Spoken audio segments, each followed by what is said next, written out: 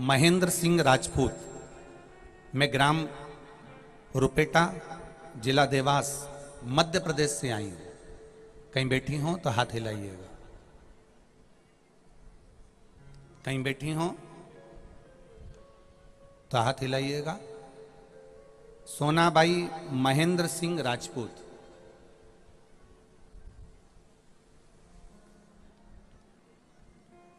दूसरे पंडालों में भी अगर कहीं बैठी हो तो हाथ हिलाइएगा। मेरा नाम सोनाबाई महेंद्र सिंह राजपूत है। मैं ग्राम रुपेटा, जिला देवास, मध्य प्रदेश से आई हूं। ठीक गए? आए, ठीक है ठीक है ठीक है। दोनों हाथ हिला दो एक बार। गुरुजी, हमारी शादी को 25 वर्ष हो चुके थे। 25 साल से ऐसा कोई देवी देवता का धाम नहीं और ऐसी कोई जगह नहीं जहां जाकर गोदी नहीं भरवाई हो। इंदौर, भोपाल, अहमदाबाद, मुंबई, दिल्ली का कोई ऐसा डॉक्टर नहीं हो जिससे हमने इलाज ना करवाया हो। 25 साल शादी के हो गए। 25 साल में एक एक डॉक्टर, एक एक देवी देवता, एक एक जगह पर जाकर गोद भरवा भरवा कर आए, पर संतान का सुख नहीं हुआ। गुरुदेव, जब संतान का सुख 18 साल तक देखा, 17 साल तक देखा, संतान का सुख नहीं हुआ, तब हमने फिर कहीं जाना छोड़ दिया और विश्वास भी छोड़ दिया। फिर हमने, किसी ने कहा कि टीवी पर कथा आती है उसको सुनो। हमने टीवी पर कथा सुनना चालू करा। आपने उस कथा में कहा था, सफेद आंकड़े की जड़ तुमरुका जी का नाम लेकर पति पत्नी को लेकर आना है। शिव जी पे से 21 बार घुमाकर तुमरुका जी का नाम लेकर मंदिर में शिवलिंग का दर्शन करते करते कमर में उसको लाल धागे में बांधना है और शिव जी का नाम लेकर उसी जल का आचमन पान करना प्रारंभ करना है। बाबा की कृपा से 25 वर्ष के बाद 4/11/2022 को मेरे यहां संतान की प्राप्ति हुई है। 25 साल के बाद बाबा ने दिया। बच्चे को लाए हो साथ में? जरा लाओ लाओ, भेजिए। 25 वर्ष के बाद बाबा ने सुना है गुरुदेव, और 25 वर्ष के बाद संतान की प्राप्ति हुई।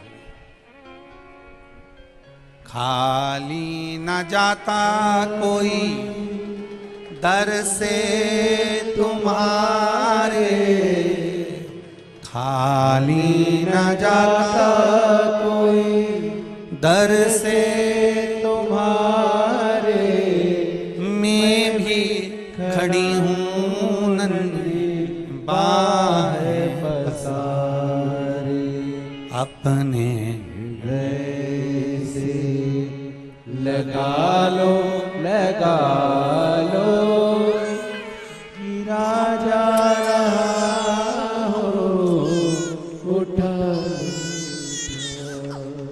भगवान शिव की कृपा से।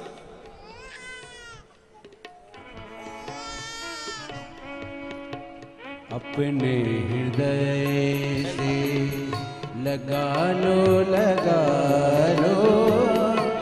गिरा जा रहा हो, उठा लो उठा लो। प्रभु अपने तन से अब तो डालो, गिरा जा रहा हो, उठा लो। भगवान से उनने एक लाइन बड़ी सुंदर लिखी है, सोनाबाई महेंद्र सिंह राजपूत जी ने, कि गुरुजी, जिसने शिव पुराण पर भरोसा कर लिया और विश्वास कर लिया, मेरी झोली 25 साल के बाद भराई है। बाबा की कृपा होती है तो सबकी झोली भरता ही है। ये कृपा उसकी, ये करुणा उसकी। एक विश्वास रखकर, एक भरोसा रखकर, एक भरोसे की दृढ़ता में हम शिव तत्व को प्राप्त करें। और ये मेरा विश्वास कहता है, ये शिव महापुराण का भरोसा कहता है प्रसूति, शिव महापुराण की कथा जितनी भी माताएं सुन रही हैं जिनके घर में 30-30 साल तक औलाद भी नहीं हुई हो, 15 साल, 18 साल, 10 साल, 20 साल, अगर संतान का सुख भी नहीं है तो वे विश्वास करता है जिसने 7 दिन की प्रसूति शिव महापुराण की कथा 7 दिन की अगर पूरी भले मोबाइल पर सुने, चाहे टीवी पर सुने, चाहे पंडाल में सुने, कामना कर कर झोली पसार कर अगर दिल से सुनेगी तो ये झोली भले 30 साल क्यों ना हो गए हो तो भी वो भरेगा जरूर, ये निश्चित है। दिल से सुनो, कौन क्या कह रहा है, कौन क्या बोल रहा है, व्यवस्था क्या है, व्यवस्था है कि नहीं है, कौन कहाँ बैठ रहा है, कौन क्या बोल रहा है, हमें उससे मतलब नहीं रखना है। 7 दिन की कथा हमें दिल से सुनना है, बाबा से प्रार्थना करना है कि मेरी झोली खुशियों से भरकर भेजना बाबा, खुशियों से।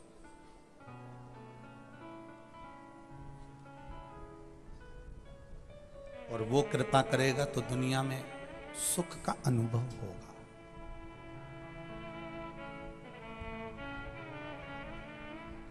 शत्रुपा जी ने तप करा था, साधना करी थी। शत्रुपा जी ने तप साधना करने के बाद में जो संतान को जन्म दिया है वो संतान कोई साधारण नहीं, माता प्रसूति हुई है। और वो माता प्रसूति कोई साधारण सी नहीं थी, जिन्होंने 9 वर्ष की आयु में तप साधना करी है। 9 वर्ष की आयु में माता प्रसूति ने तप साधना करी। दक्ष प्रजापति जिन्होंने भगवान ब्रह्मा जी के हृदय से प्रकट होने के बाद में भगवान ब्रह्मा जी के हृदय से प्रकट होने के बाद में जिन्होंने सृष्टि की रचना का भार नहीं ग्रहण करा, पर ब्रह्मा जी ने उनको समझाया, तो दक्ष प्रजापति ने विचार करा कि मैं सृष्टि के क्रम को बढ़ाऊंगा। पहले किन्नर की सृष्टि थी, उस किन्नर की सृष्टि को समाप्त कर दिया जाए। किन्नर की सृष्टि के बाद में जो सृष्टि का निर्माण होगा, दक्ष प्रजापति कहते हैं मैं करूंगा। ब्रह्मा जी का कहना माना, दक्ष प्रजापति ने सृष्टि का निराकरण करने का, सृष्टि को आगे बढ़ाने का विचार कर लिया। सृष्टि को आगे जब बढ़ाया जा सकता है जब दक्ष प्रजापति का विवाह हो जाए। अब दक्ष प्रजापति विवाह करेंगे तो सृष्टि आगे बढ़ेगी, संतति आगे बढ़ेगी, वंश आगे बढ़ेगा।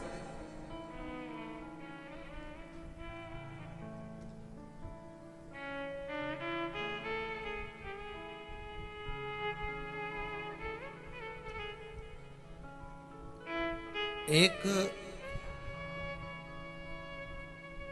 मिट्टी के पात्र,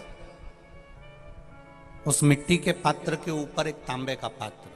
अब जरा माताएं बड़ा ध्यान लगाकर सुनिएगा, कथा चूके ना।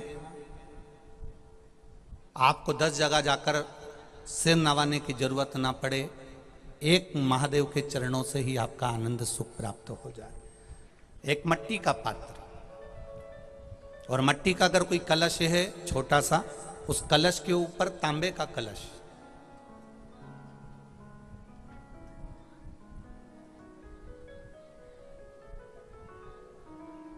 माता प्रसूति, दक्ष प्रजापति और माता वीरणी, इन तीनों का स्मरण कर कर जो बड़ के पेड़ के नीचे जो शिवलिंग हो, बड़ के पेड़ के नीचे जो शिवलिंग विराजमान हो, चाहे वो ओटले पर हो, चाहे वो पत्थर का हो, चाहे वो सीमेंट का हो, चाहे वो कंकर का हो, चाहे वो मार्बल का हो, चाहे वो जिस भी चीज का हो, बड़ के पेड़ के नीचे जो शिवलिंग हो उसमें सीधे जब आप कलश लेकर जाएंगे तो मिट्टी का पात्र, उसके ऊपर तांबे का पात्र भरा हुआ, दोनों को एक साथ पकड़ कर ले जाएंगे। पर जब आप शिवलिंग पर दक्ष प्रजापति, प्रसूति और वीरणी, इन तीनों का नाम लेकर सीधे हाथ में मट्टी का पात्र और उल्टे हाथ में तांबे का पात्र लेकर धीरे धीरे शिवलिंग पर जल समर्पित करेंगे और उस जल का पान उसी बट वृक्ष के नीचे दोनों पति पत्नी अगर पान कर लेते हैं और संतान की कामना कर लेते हैं तो भी मेरा महादेव संतान प्रदान करता ही करता। पर ये जो क्रम किया जाता है ये केवल बैसाख के महीने में ही किया जाता है, इसके सिवाय इसको आप अन्य महीनों में नहीं कर सकते, केवल एक बैसाख में। और हम तो कहेंगे बैसाख महीने की जब शिवरात्रि आए या बैसाख महीने में अष्टमी तिथि आ जाए या बैसाख महीने में सोमवार का दिन पड़ी जाए तो प्रयास करना कि आप संतति के लिए, संतान के लिए आप ये प्रयोग कर सकें। शिव तत्व की प्राप्ति। आप डॉक्टर को दिखाओ, आप डॉक्टर की दवाई भी लो, आप डॉक्टर से जांचें भी कराओ, आप डॉक्टर ने जो आपको बताया वैसा आप करो, पर साथ में शिव भक्ति को भी अपने भीतर उतार कर शंकर से भी अपने दिल की बात कहकर चलो। शिव से भी खाली ना जाता कोई दर से तुम्हारे, मैं भी खड़ा हूं नंदी बाहे पसारे। बाबा आपके चरणारविंद का रस तत्व हमें प्राप्त हो। 9 वर्ष की कन्या प्रसूति तब साधना में लीन है, 9 वर्ष की कन्या प्रसूति भगवान के भजन में लीन है। समय दक्ष प्रजापति का मंगल विवाह करना है। क्यों? संतति को आगे बढ़ाने के लिए, संतान को आगे बढ़ाने के लिए और इस पूरे ब्रह्मांड को एक संतति देने के लिए।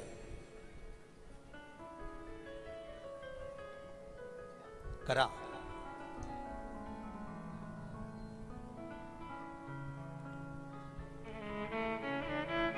दक्ष प्रजापति जब तप में लीन थे, कहा, ब्रह्मा जी ने आकर कहा, दक्ष प्रजापति तुम तप में तो लीन हो परंतु हमारा विचार है कि तुम अब संतति को आगे बढ़ाओ। तो मैं संतति को आगे कैसे बढ़ाऊं? आपको विवाह करना पड़ेगा। किससे विवाह करूं? भगवान ब्रह्मदेव से भगवान दक्ष प्रजापति कह रहे हैं कि मैं विवाह करूं तो करूं किससे?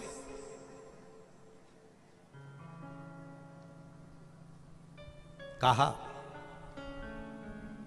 प्रजापति वीरण की पुत्री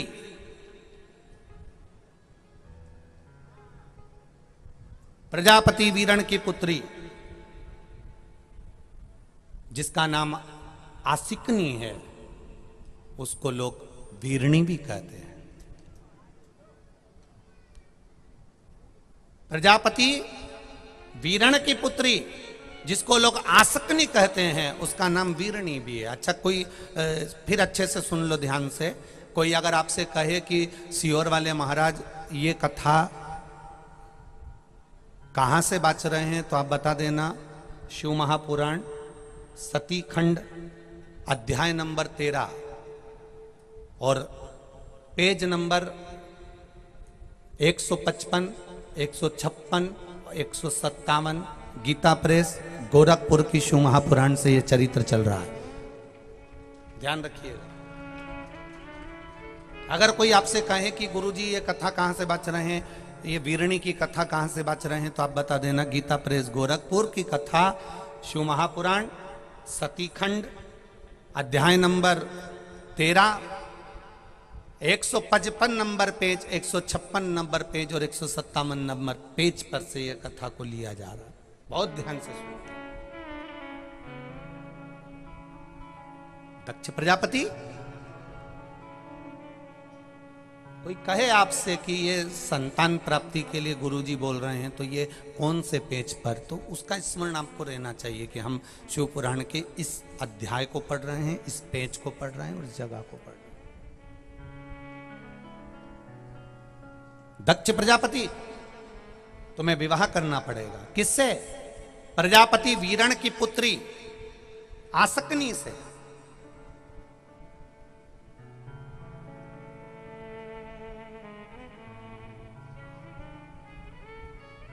ये वही कन्या है आसकनी।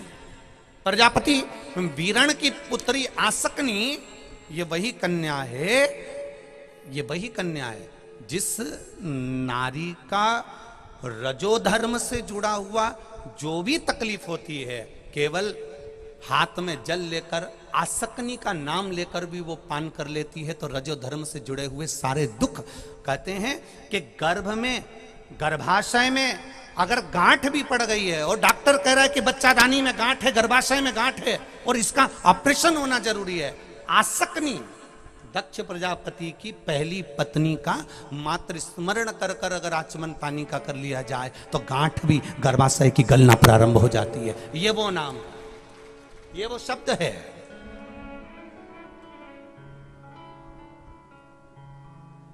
एक पत्र आया, बहुत ध्यान दीजिए।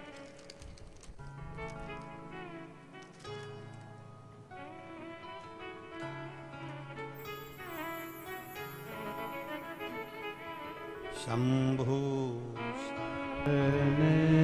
पड़े मांगू घड़ी रे घड़ी, दुख काटो दया करी न दर्शन आपो।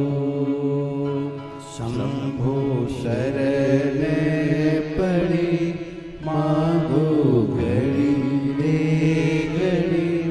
दुख काटो दया करी न दर्शन आपो। दया करी न दर्शन आपो। मैं राजनगर इंदौर मध्य प्रदेश से हूँ। मेरा नाम विजय यादव है, मेरा मोबाइल नंबर ये है।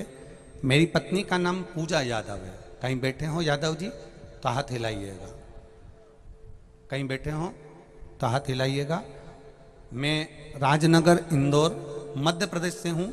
मेरा मोबाइल नंबर ये है, मेरा नाम विजय यादव, मेरी पत्नी का नाम पूजा यादव है। कहीं बैठे हो तो दोनों हाथ ऐसे हिला दीजिएगा एक बार, तो दिख जाओगे आप।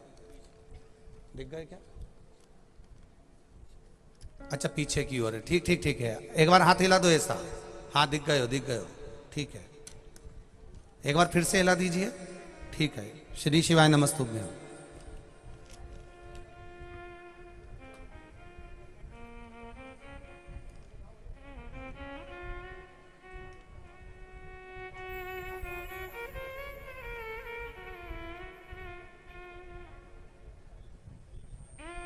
गुरुदेव, मेरे पति के दोनों किडनी में घाव बता दिए गए थे।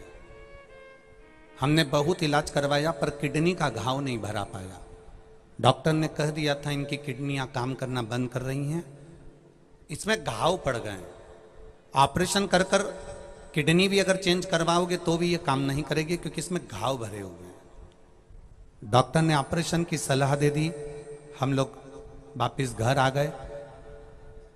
यहां से सीहोर गए, कुबेरेश्वर धाम से रुद्राक्ष रिपोर्ट दिखाकर लेकर आए। गलाते, शिव जी को चढ़ाते, पानी पीना चालू करा। बाबा की कृपा से डॉक्टर ने जांच करी तो बताया कि दोनों किडनियों ने काम करना चालू कर दिया है। हम यहाँ प्रणाम करने आए। दूसरी बात कहना चाहता हूं गुरुदेव,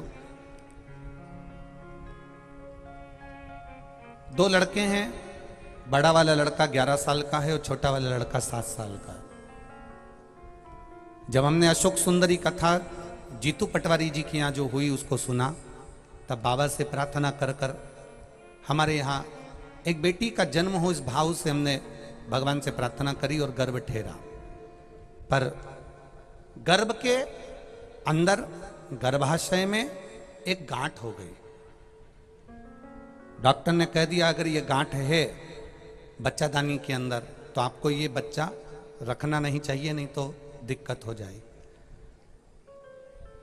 धीरे धीरे शिवजी पर चढ़ा हुआ जल, जो नाम आपने बताया था पूर्व में, उसी नाम का स्मरण कर कर शंकर पर चढ़ा हुआ जल का आचमन करना प्रारंभ करा और बाबा की कृपा से 22 दिन के अंदर गांठ गल गई और बच्चा पूर्ण तरह से स्वस्थ जन्म लिया। ये शिव तत्व है। बैठिए यादव जी। हर हर महादेव। विराजिए विराजिए। शिव तत्व की प्राप्ति हो, शिव का स्मरण, शिव कथा कह रहे हैं, भगवान शिव की कथा वर्णन कर रही है। क्या नाम लेना है? अगर मान लो शरीर में कोई गांठ पड़ जाती है, डॉक्टर अपना इलाज कर रहा हो, उस जगह पर प्रजापति वीरण की पुत्री आसकनी का नाम स्मरण में आना चाहिए। एक बार सब बोलिए, क्या नाम है? आसकनी। और हर हम आसकनी का नाम भी नहीं बोल सकते, तो इसी आसकनी का एक नाम है वीरणी। क्या नाम है? वीरणी। इसी का नाम आसकनी का ही एक नाम, क्योंकि प्रजापति वीरण की पुत्री है, तो इसलिए यह आसकनी का एक नाम है वीरणी।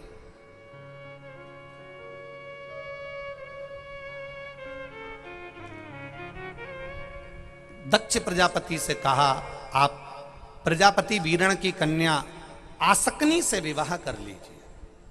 महाराज, आसकनी से विवाह? हां, कारण दक्ष प्रजापति से कहा भगवान ब्रह्मा जी ने कि प्रजापति वीरण की कन्या आसकनी केवल ऐसी है जो मन से, अगर गर्भ से बच्चों को जन्म भी दे तो उन बच्चों को केवल जल के छींटा देकर भी हजारों अंश उत्पन्न कर सकती है। वो वीरणी में, वो आसक्ति में बल है, वो बल आसक्ति में है, वीरणी में है। और अच्छे से समझिएगा, जब नारी का 5वां 6ठा महीना हो, डॉक्टर कहे बच्चे की धड़कन नहीं है, कोई कह दे बच्चे की हृदय में छेद है, हम तो यहाँ तक कहेंगे जो बच्चा, जिस बच्चे को, कोई बच्चा ऐसा होता है जिसको बार बार ब्लड चढ़वाना होता है, बार बार उसका ब्लड चढ़ता है, या कोई ने कह दिया इसका ऑपरेशन होगा हार्ट का, इसमें छेद है, डॉक्टर का तुम इलाज करवाते रहो, डॉक्टर को चेक करवाते रहो, क्योंकि डॉक्टर को चेक करवाते रहोगे तभी तो तुम्हें मालूम पड़ेगा कि देवादिदेव महादेव ने कृपा करी कि नहीं करी। और अगर डॉक्टर के यहां जाना छोड़ दोगे तो बताएगा कौन तुमको? इसलिए डॉक्टर के यहां जरूर जाओ, डॉक्टर से चेक भी करवाओ, डॉक्टर का इलाज भी करो, डॉक्टर की दवाई भी खाओ, और साथ में देवादिदेव महादेव का स्मरण भी करिए। एक पत्र और है,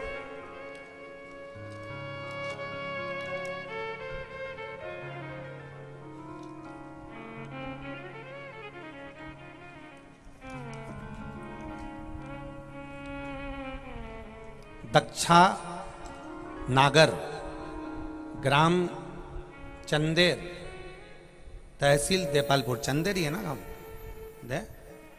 चांदेर, ग्राम चांदेर, तहसील देपालपुर की निवासी हूं। कहीं बैठी हो तो हाथ हिलाइएगा। दक्षा नागर, कहीं बैठी हो तो हाथ हिलाइएगा। दक्षा नागर, दोनों हाथ ऐसे हिला दीजिएगा अगर कहीं बैठी हो। दक्षा नागर इधर है क्या? अच्छा, दिख रहे हो, ठीक है, ऐसा हिला दीजिए एक बार दक्षा जी। मैं दक्षा नागर, चांदेर तहसील देपालपुर के निवासी हूं। गुरुदेव बाबा को बहुत बहुत धन्यवाद देने के लिए आई हूं।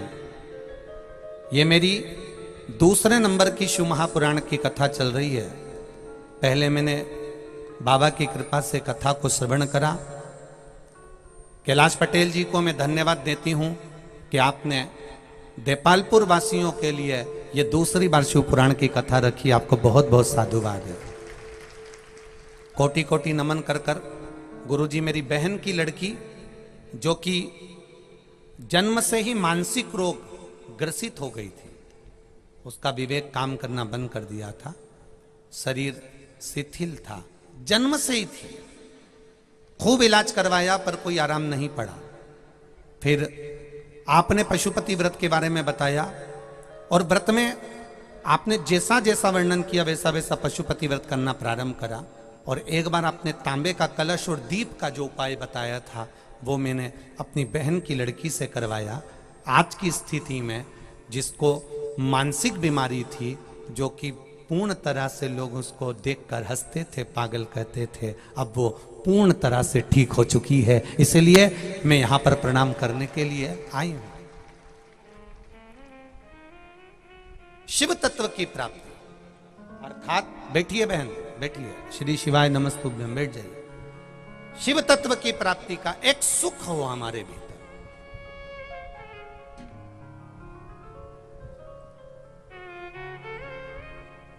ये जितनी भी माताएं कथा सुन रही हैं, जितनी फेसबुक यूट्यूब पर, जितने भी टीवी पर कथा सुन रही हैं, आपसे निवेदन है इस कथा को बड़े ध्यान लगाकर सुनना, इसके संवादों का स्मरण करिएगा।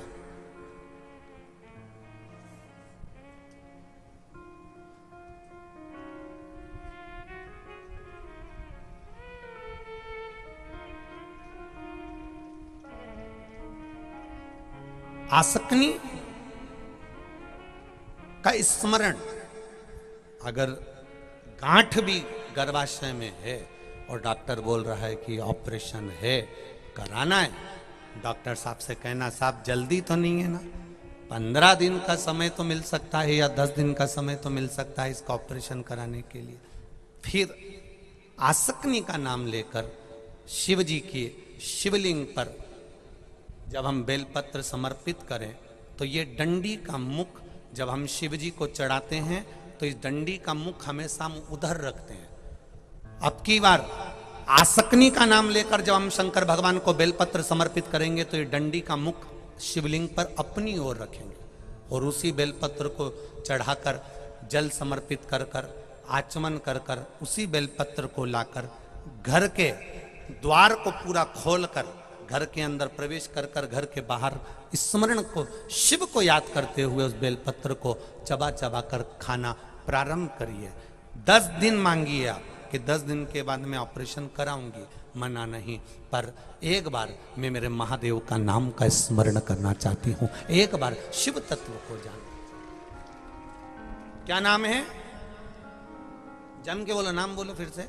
आसक्ति। इस नाम की मूलता का स्मरण करिए। वीरणी आसक्ति।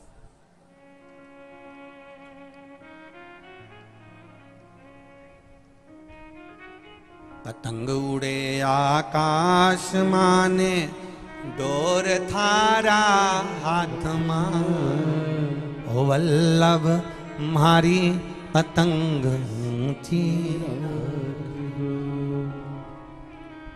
बाबा मारी पतंग ऊंची आसक्ति।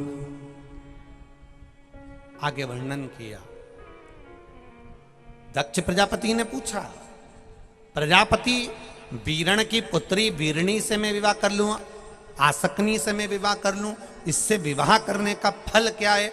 तो कहा वीरणी में, आसक्ति में वो बल है कि आसक्ति जब हाथ में जल लेकर केवल अपने गर्भाशय से जो संतान उत्पन्न हो उस पर मात्र जल का छींटा भी दे दे तो जितने जल के छींटे पड़ते हैं उतने संतान को वो प्रकट कर सकती है। इतना तप का बल उस आसक्ति के अंतर्गत है।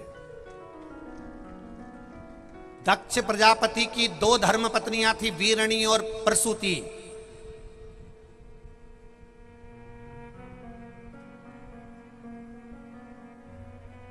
एक वीरणी है, एक प्रसूति है।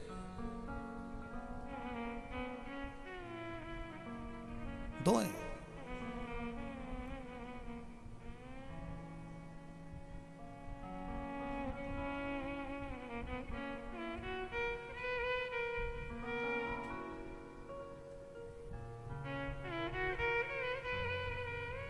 महाराज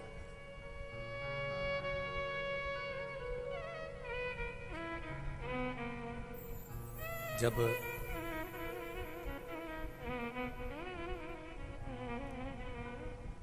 जिस गौ माता को आपने घर में पाला है, जिस गौ माता को आपने घर में रखा है, जिस गौ माता की सेवा आप कर रहे हो, और मान लो उस गौ माता के संतान होने के बाद भी उसका दूध नहीं आता, तब भी आसक्ति का स्मरण किया जाता है, तभी भी आसक्ति का स्मरण किया जाता है। जो गाय गर्भ से नहीं होती है, जो गाय का गर्भ नहीं ठहरता, बहुत बार इलाज करवाया, सब कुछ करवाया, तो भी गाय का गर्भ नहीं ठहरता, तो भी आसक्ति का स्मरण किया जाता। ये आसक्ति कोई साधारण नहीं है, स्त्रियों के लिए, नारियों के लिए ये एक औषधि का कार्य करती है। ये वीरणी दक्ष प्रजापति की पहली पत्नी, ये नारी के लिए औषधि का मूल है। ये वीरणी, ये आसक्ति नारियों की आसक्ति। कहा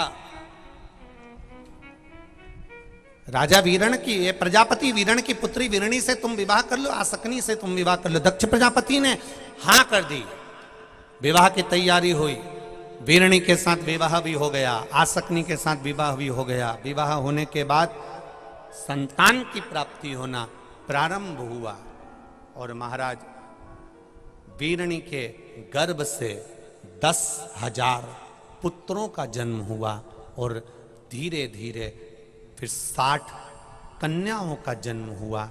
जब 59 नंबर की कन्या उसके गर्भ से प्रकट हो गई थी और 60वीं कन्या को जब आना था, तो वीरणी ने भगवान शिव की आराधना की और भगवान सूर्य की आराधना करी, माँ दुर्गा की आराधना करी, भगवान नारायण की आराधना करी, भगवान श्री गणेश की आराधना करी।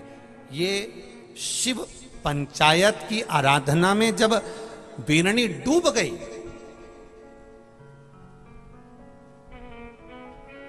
वीरणी जब डूबी है शिव की आराधना में, दुर्गा की आराधना में, गणेश की आराधना में, भगवान विष्णु की आराधना में, सूर्य की आराधना में, ये शिव पंचायत है। इस शिव पंचायत की आराधना में जैसे वीरणी डूबी, और जब डूबती जाए, आसक्ति डूबती जाए, भगवान की संकीर्तन भजन में डूबती जाए, तब दक्ष प्रजापति भी उनके साथ तप में लीन हो गए, साधना में लीन हो गए। मां दुर्गा ने सूर्य नारायण भगवान के कहने पर, भगवान नारायण के कहने पर, भगवान देवादिदेव महादेव के कहने पर मां दुर्गा ने आकर पूछ लिया, शिवा ने आकर पूछ लिया, और मां शिवा ने आकर जब पूछा, मां दुर्गा ने आकर पूछा, आसक्ति दक्ष प्रजापति, तुम और तुम्हारी धर्म पत्नी आखिर चाहती क्या है, क्या चाहते हो? कहा हम कुछ नहीं मां, बस आपके जैसी एक कन्या और प्रकट हो जाए। तब आसक्ति के गर्भ में स्वयं मां दुर्गा ने कहा, कहाँ मैं कन्या ढूंढने जाऊंगी, मैं स्वयं आसक्ति वीरणी तेरे गर्भ में, दक्ष प्रजापति तुम्हारी पत्नी के गर्भ में मैं स्वयं आकर विराजमान होंगी। जब आसक्ति ने तप कर कर माता से वर प्राप्त कर लिया, दक्ष प्रजापति को भगवान ब्रह्मा ने रोक लिया और ब्रह्मा जी ने रोक कर कहा, सुनो दक्ष प्रजापति, तुम्हें एक विवाह और करना है, और वो विवाह मनु शत्रुपा की कन्या प्रसूति के साथ करना है। दक्ष प्रजापति ने एक विवाह माता प्रसूति के साथ करा। प्रसूति जो 9 वर्ष की अवस्था से भगवान की आराधना में डूबी रहती थी, तब साधना में डूबी रहती थी, वो प्रसूति इतनी भगवान की आराधना में डूबी रहती थी। जब देखा वीरणी ने प्रसूति को, कि प्रसूति को जब देखा तो इसके गर्भ से भी संतानों के जन्म हुए, इसके गर्भ से भी संतान हुए।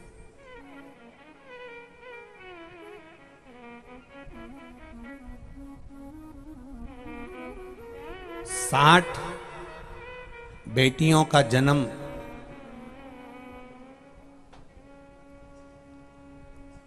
वीरणी के गर्भ से हुआ।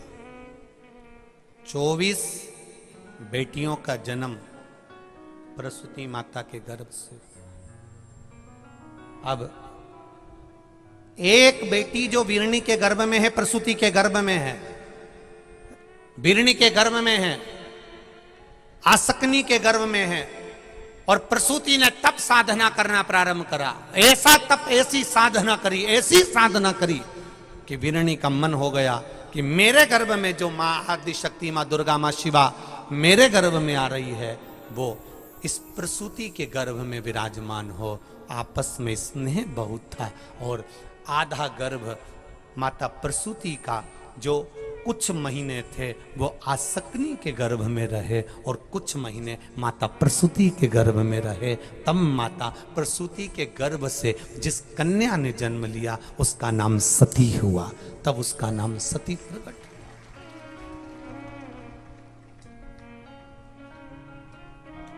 ये मातृत्व प्रेम है, ये वात्सल्यता।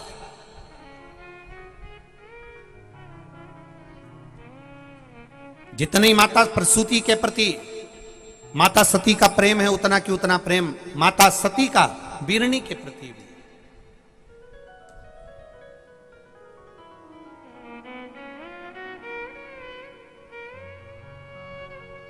एक बहुत अच्छा संवाद आप लोगों को पहले कथा में कहा था, आप लोगों के स्मरण में है कि नहीं है पता नहीं, पर कथा में बहुत पहले कहा था। जो लोग रोज की कथा सुनते हैं उनको मालूम होगा।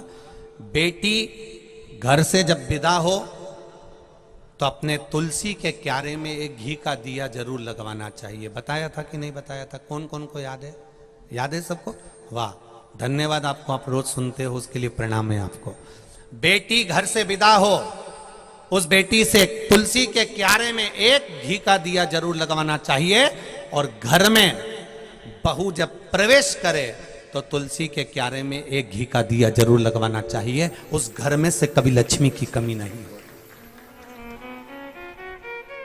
जब बेटी हमारे घर से जाए, विवाह कर कर जा रही हो, दामाद के साथ जा रही हो, जमाई के साथ जा रही हो, पहली बार बेटी हमारे घर से जब जा रही हो, विदा होकर जा रही हो, तो तुलसी के क्यारे में घी का दिया लगना चाहिए। और आज के जमाने में गुरुजी तुम तो कहते हो कि तुलसी के क्यारे में घी का दिया लगवा, पर धर्मशाला से शादी करते हैं, गार्डन से करते हैं। अब मां धर्मशाला में, शादी के गार्डन में तुलसी के क्यारे में दिया कैसे लगवाएं? अब आप बताओ, क्योंकि यहाँ तो स्कंद पुराण तो कहती है कि घर के तुलसी के क्यारे से बेटी के हाथ से घी का दिया जलवाकर जब हम घर से बेटी को विदा करते हैं तो हमारे घर की बेटी के पांव की लक्ष्मी हमारे घर में ही रहती है, वो जाती नहीं है।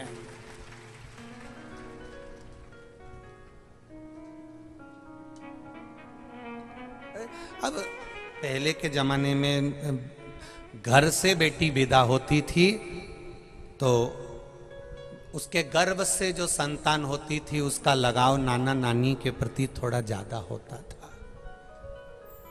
अब होटल से बेटी विदा होती है तो उसके गर्भ से जो संतान होती है उसका लगाव होटल से जरा ज्यादा होता है।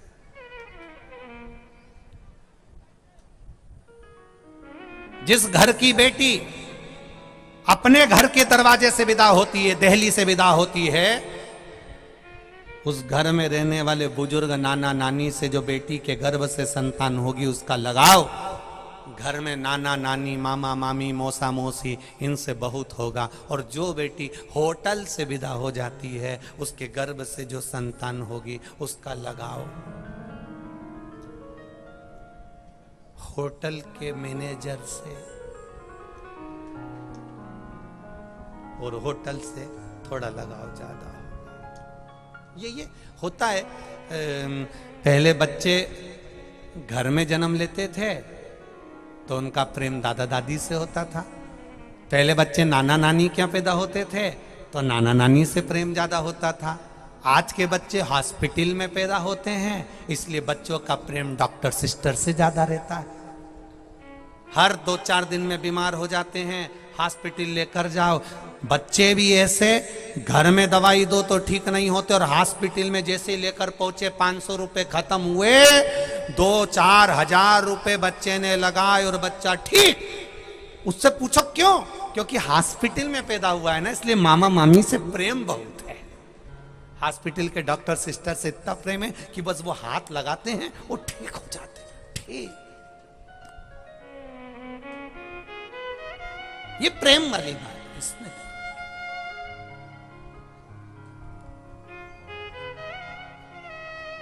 और हमने तो इस कथाओं में देखा है, कैलाश जी पटेल जी, हमने कथाओं में कई जगह देखा है कि कई लोगों को शिव पुराण से प्रेम हो जाता है ना, तो उनको कितनी भी बीमारी होना, बस टीवी पर कथा सुनने को मिल जाए तो आधे से ज्यादा बीमारी तो उनकी वैसे ही चली जाए। बस कथा मिलना चाहिए, कथा मिली और बीमारी गई। शिव पुराण कई लोगों की बीमारी खत्म कर देती है और शिव पुराण कई लोगों को टेंशन में डाल भी देती है। इतनी भीड़, कैसे व्यवस्था हो रही होगी, लोग कहां जा रहे होंगे, क्या खा रहे होंगे, कैसे होगा, क्या होगा, कब होगा, बस आधा टेंशन में ये जीवन निकल गया। 7 दिन की कथा पूरी हो गई। अक्षतम केशवम, अरे बोलो बोलो, आगे तो बोलो, राम नारायणम। अब कथा कहने वाले ने कथा कह दी, करवाने वाले ने कर दी, और बाकी के जो टेंशन में भरे पड़े थे वो टेंशन में ही रह गए, और लक्ष्मी नारायण का दर्शन हुआ और सब अपने अपने घर चले गए। जिनने सुना था उनने सुन लिया, जिसने नहीं सुना उनने रह दिया, छोड़ा। कथा के तत्व को जानना है।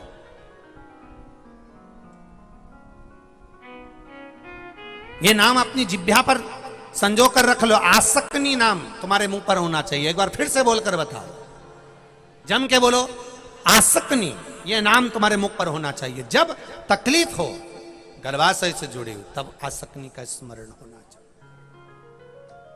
वीरणी माता ने, और ये माता प्रसूति का जो तप साधना थी, ये माता प्रसूति का जो तप बल था, ये माता प्रसूति की जब तप साधना थी, माता प्रसूति का जो तप बल था, माता प्रसूति की जो आराधना थी, ये आराधना का ही फल तो मिला कि वीरणी ने अपनी संतान माता प्रसूति के गर्भ में स्थापित कर दी।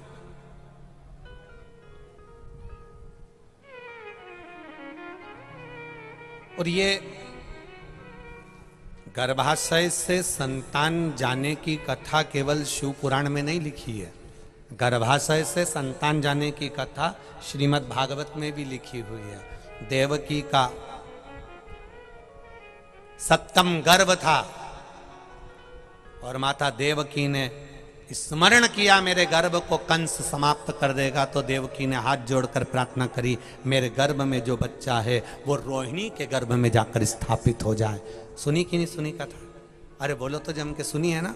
तो वो 7वें नंबर का गर्भ देवकी मैया का रोहिणी के गर्भ में जाकर पहुंच गया, और जो संतान उत्पन्न हुई वो बलभद्र, दाऊ और बलराम नाम से, बलराम जी के नाम से प्रख्यात हो गई। वो कोई साधारण संतान नहीं हुई।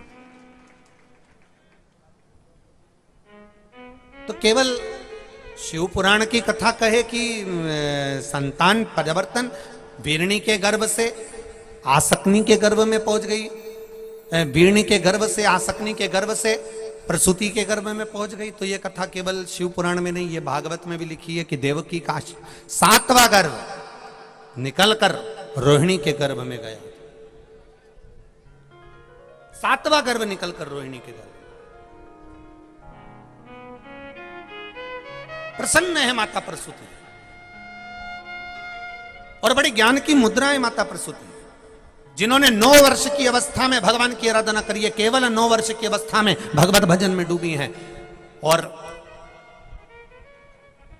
गांव में 4 ऐसे व्यक्ति रहते हैं जिसके कारण बस हमारा पूरा गांव, हमारा पूरा शहर, हमारा पूरा क्षेत्र बचा रहता है। एक, पूरे गांव में कोई ना कोई नारी सतीव्रता, पतिव्रता धर्म का पालन करने वाली अवश्य रहती है। दूसरे नंबर का, गांव में कोई भगवान का भजन करने वाला अवश्य रहता है। तीसरे नंबर का, गांव में कोई साधु संत तप करा हुआ उसका स्थान अवश्य रहता है। और चौथे नंबर पर, गांव में कोई गौ माता ऐसी रहती है जिसके खुर की वजह से पूरा गांव बचा रहता है, बड़ी बड़ी बीमारियों से बचा रहता है।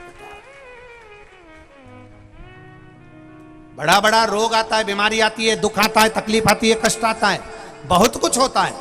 पर गांव अगर बचा हुआ है, तुम्हारे गांव पर आंच ना आए, तुम्हारे गांव पर कोई उंगली तक ना उठे, तो समझ लेना तुम्हारा गांव अगर बचा हुआ है तो जरूर अपने गांव में कोई पतिव्रता नारी रहती होगी, कोई संत रहता होगा, कोई साधु, कोई सन्यासी, कोई तपस्वी, कोई साधक, कोई उपासक तप कर गया होगा। हमारे गांव में जरूर कोई भगवान का भजन करने वाला भक्त रहता होगा। हमारे गांव में किसी ना किसी के घर पर, किसी ग्वाड़े में, किसी खले में कोई गाय ऐसी बंधी होगी जिसके खुर की रज से हमारा गांव बचा हुआ है। ये चार हमारे गांव को, हमारे शहर को, हमारे नगर को बचा कर रखते हैं। ये गाय के पांव की खुर भी हमको बचा लेती है, रज भी हमको बचा लेती है।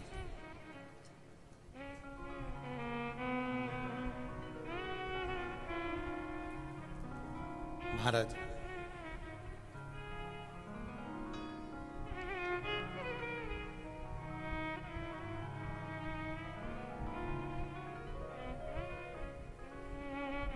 आज जगत गुरु श्रीमद् वल्लभाचार्य जी का प्रागट्योत्सव है, जयंती जन्म महोत्सव है। पूरे देशवासियों को, देश और विदेश में विराजमान सभी भक्तों को श्रीमद् जगत गुरु वल्लभाचार्य जी की जन्म महोत्सव की, प्रागट्योत्सव की, जयंती की बहुत बहुत साधुवाद, बहुत बहुत बधाई। जिन्होंने भक्ति का प्रचार किया, जिन्होंने जनमानस के भीतर भक्ति का बल प्रदान करा। शिव महापुराण की कथा कर रही है, भगवान शंकर का संवाद कर रहा है। कोई संत, कोई साधु, कोई गुरुजन, कोई तपस्वी जन तप कर गांव में चले जाते हैं, उनका स्थान रह जाता है। उस स्थान के कारणवश भी गांव बचा रहता, नगर बचा रहता।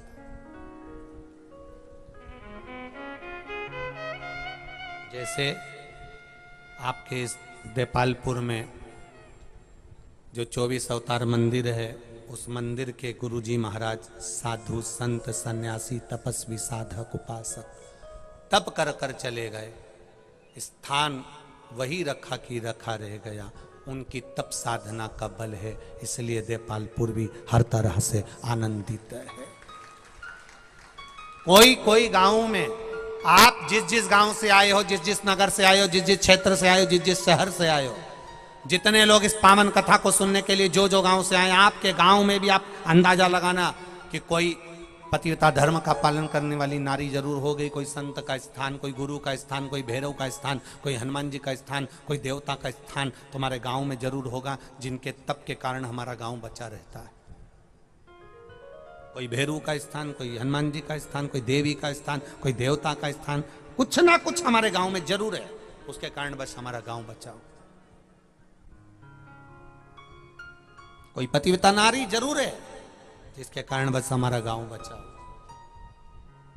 कोई गौ माता हमारे गांव में जरूर है, ऐसी जिसके चरण की रज से हमारा गांव बचा हुआ है। और कोई भक्त, हमारे गांव में कोई व्यक्ति ऐसा है जो कहीं सुंदर कांडों में चले जाए, कहीं रामायणों में चले जाए, कहीं भजनों में चले जाए, मंदिरों में चले जाए। शंकर जी हैं तो शंकर जी, राम जी हैं तो राम जी, राम जन्म हो तो राम जी में, शिवरात्रि आ जाए तो शंकर जी में, देवी जी आ जाए तो नवरात्रि में।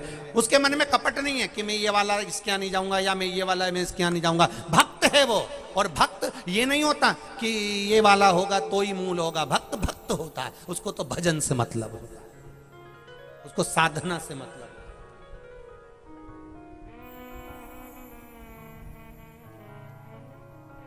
और भजन साधना के बल पर वो रमा रहता है। भजन साधना महाराज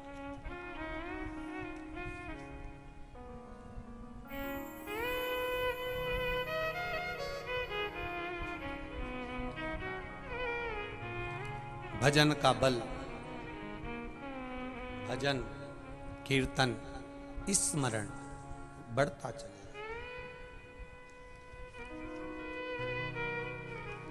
शिव कथा कह रही है,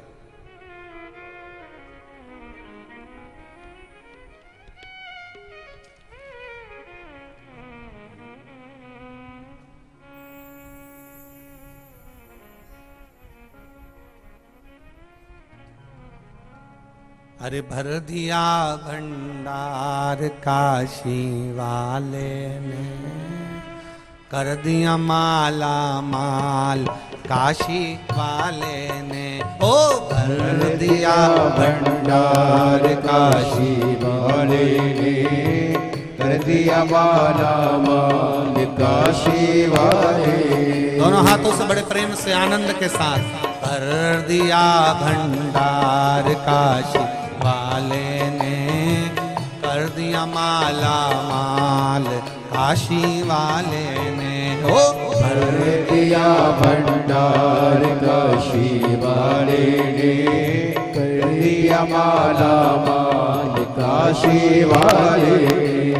कर दिया माला माल काशी वाले ने, कर दिया माला माल काशी वाले ने, कर दिया माला माल काशी वाले ने, कर दिया माला माल काशी वाले ने। ओ कर दिया भंडार काशी वाले ने, कर दिया माला माल काशी वाले ने।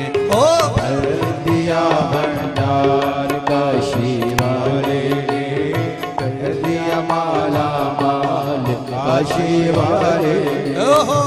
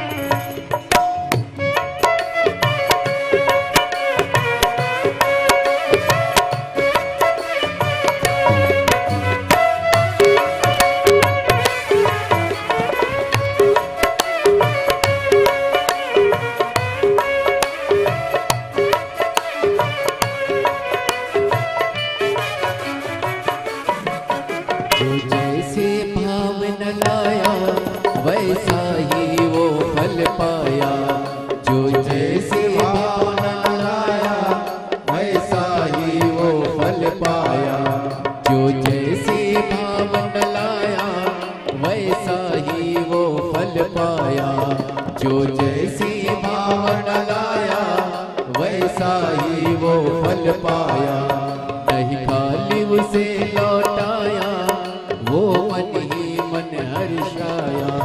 नहीं खाली उसे लौटाया, वो मन ही मन हर्षाया। कर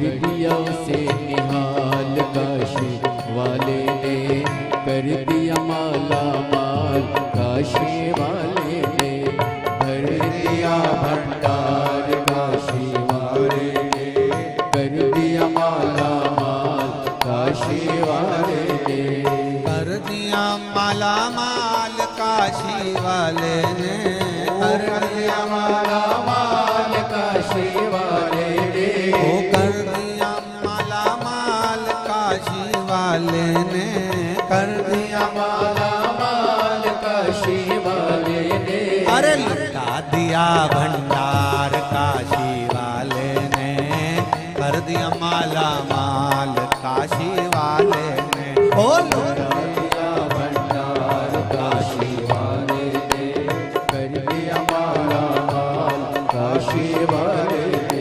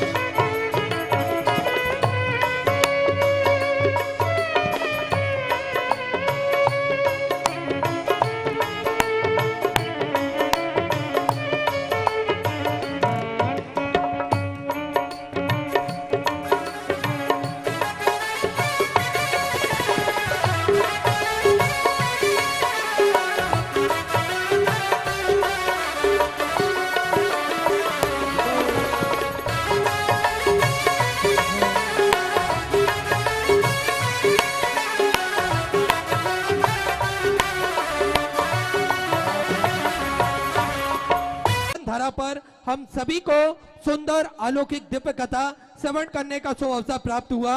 जब तक जीव पर भगवान भोलेनाथ की कृपा ना हो तब तक इस संसार में, इस दुनिया में कोई भी कार्य संभव नहीं हो सकता। हम सभी देवादिदेव महादेव की कृपा दृष्टि के साए में हम सभी अपना जीवन यापन कर रहे हैं और हम सभी निरंतर उनको याद करते रहें तो निश्चित ही हम सभी के जीवन का उद्धार होगा। और पूज्य गुरुदेव ने तो बड़ा ही सुंदर और सरल तरीका हम सभी को बताया है। एक लोटा जल सारी समस्याओं का हल। एक लोटा जल लेकर हम हमारे पास के मंदिर, देवालय, शिवालय जाएं, भगवान को एक लोटा जल चढ़ाएं तो निश्चित ही सारी समस्याओं से निदान होगा और हम सभी को भगवान के प्रति अपनी श्रद्धा और भाव अर्पण करने का एक सुंदर मौका हम सभी को मिलता है। हम हमारे हृदय की बात, हमारे मन की बात देवादिदेव महादेव के चरणों तक कह सकते हैं, बोल सकते हैं। देखिए, जीवन में समस्याएं सभी को आनी है, सभी के जीवन में कुछ ना कुछ परेशानी, दिक्कत सभी के जीवन में आती है, पर हम सभी को उनसे निदान पाने हेतु कुछ ना कुछ कार्य भी करते रहना चाहिए, साथ में भगवान का भजन भी करते रहना चाहिए। क्योंकि दूध को दुखी करो तो दही बनता है, दही को सताने से मक्खन बनता है, मक्खन को सताने से घी बनता है, दूध से महंगा दही, दही से महंगा मक्खन और मक्खन से महंगा घी है। किंतु इन चारों का रंग एक ही रहता है, सफेद। इसका अर्थ है बार बार दुख और संकट आने पर जो इंसान अपना रंग नहीं बदलता, अपना स्वभाव नहीं बदलता, उसको समाज में उसका मूल हमेशा बढ़ा हुआ रहता है, हमेशा उसके सम्मान में एक बढ़ोतरी होती हुई चलती है। इसलिए हमेशा समस्याएं कितनी भी आए पर अपने स्वभाव को, अपने नेचर को कभी नहीं बदलना चाहिए। निरंतर भगवान का भजन करते रहना चाहिए, निरंतर सत्कर्म में हमें लगे रहना चाहिए। क्योंकि अपनी परिस्थिति परमेश्वर को सौंप दो, क्योंकि जितना आप जीवन भर में नहीं कर सकते उससे कहीं ज्यादा वो एक पल में कर सकता है। तो हमारी जो भी दिक्कत परेशानी है या फिर हमारे जीवन में जो भी कठिनाई आ रही है हम केवल और केवल महादेव के चरणों में सौंप दें तो निश्चित ही हम कितनी ही कोशिश कर लें उससे कहीं ज्यादा मेरा महादेव हमें प्रदान कर देगा। निरंतर उनकी कृपा दृष्टि के साए में हम सभी जिए, निरंतर उनका भजन करें और निरंतर हम उनको याद करते रहें। इससे बड़ा सौभाग्य हमारे जीवन में नहीं हो सकता। सनातन धर्म में, हिंदू धर्म में अनेकों शास्त्र हैं, अनेकों वेद पुराण हैं। हम उनका अध्ययन करें, उनसे हम कुछ सीखें और अपने जीवन में उतारें तो निश्चित ही हम सभी कुछ ना कुछ अच्छा कर सकते हैं। पूज्य गुरुदेव हमें बड़े ही सुंदर और सरल तरीके से शिव महापुराण की सुंदर अलौकिक दिव्य कथा श्रवण कराते हैं, नित्य नई नूतन कथाएं श्रवण कराते हैं। हम सभी को किस प्रकार से समाज में रहना चाहिए, किस प्रकार से अपना जीवन यापन करना चाहिए, ये हम सभी को पूज्य गुरुदेव बताते हैं। और देखिए बड़ा ही अच्छा लगता है जब सभी वर्ग के लोग मंदिर जाते हैं, देवालय जाते हैं। आज बच्चों में भी एक ललकता हो गई है, भले ही वे बच्चे स्कूल की ड्रेस पहनकर मंदिर जाए पर मंदिर अवश्य जाते हैं। सबसे पहले वे उठते हैं स्नान आदि करके, सुबह 7 बजे का भी मंदिर स्कूल होता है तो उससे पहले वो मंदिर जाना पसंद करते हैं। ये हमारे हिंदू धर्म में नया एक रूप आया है, नया एक बदलाव आया है। शिव महापुराण की कथा के माध्यम से पूज्य गुरुदेव ने सभी सनातनी धर्म हिंदू वर्ग के लोगों को जगाया है। हम जो बड़ी गहरी नींद में सो रहे थे उस गहरी नींद से हम सभी को पूज्य गुरुदेव ने शिव महापुराण की कथा श्रवण कराकर जगाया है। आज मंदिरों में भीड़ लगी हुई है, तांता लगा हुआ है। आज सुबह 6 बजे से 7 बजे से मंदिरों में लेती है कि मुझे बिजनेस वाला लड़का चाहिए तो बिजनेस वाले से शादी करते हैं। उसका लक्ष्य उसने निश्चित है।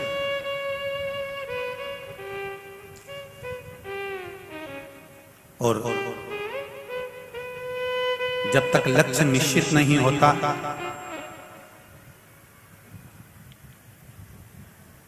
जब तक लक्ष्य तक हम नहीं पहुंच पाते तब तक जीवन का कोई सुख हमें प्राप्त नहीं होता। एक लक्ष्य बनाओ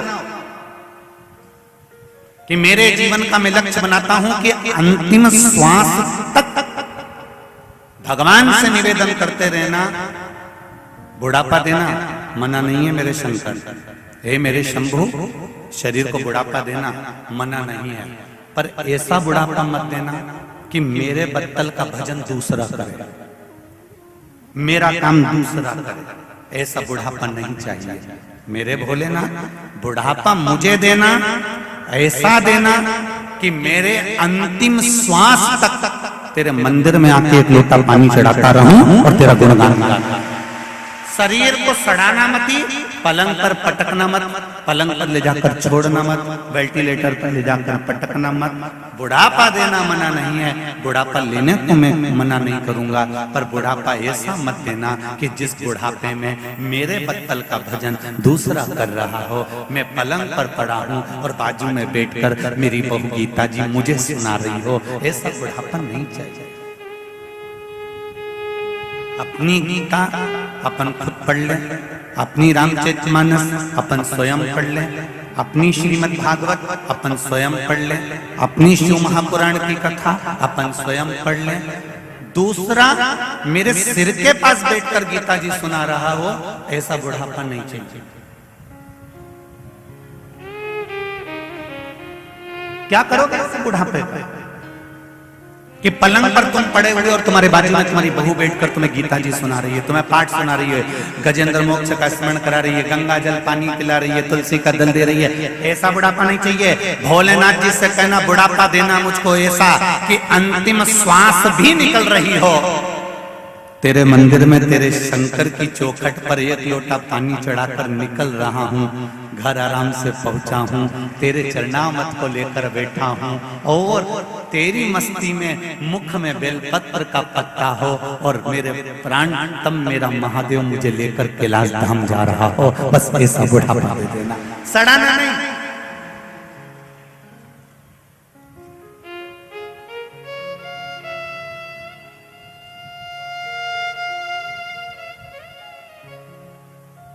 ऐसे बुढ़ापे की मूल तत्वता नहीं चाहिए कि हम पलंग पर सड़ रहे हो, गल रहे हो, पड़े हुए हो। दुनिया में सब कुछ उधार मिल सकता है पर पुण्य उधार नहीं मिलेगा।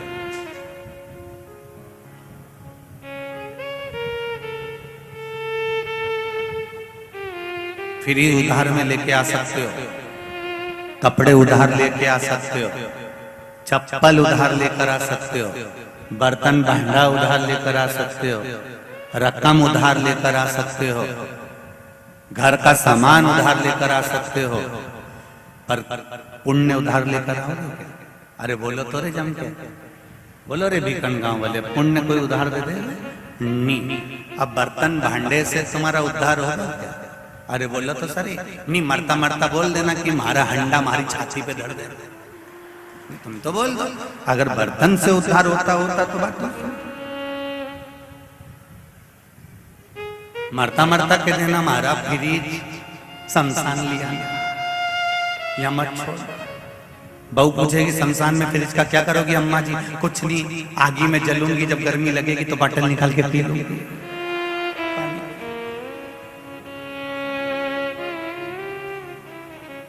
पानी की बॉटल निकालूंगी। फ्रिज उधार ला सकते हो, कपड़े उधार ला सकते हो, बर्तन भांडे उधार ला सकते हो, चद्दर, बर्तन, सोना, चांदी, रकम, जो चीज लाना चाहो आज की दुनिया में सब उधार मिल जाता है।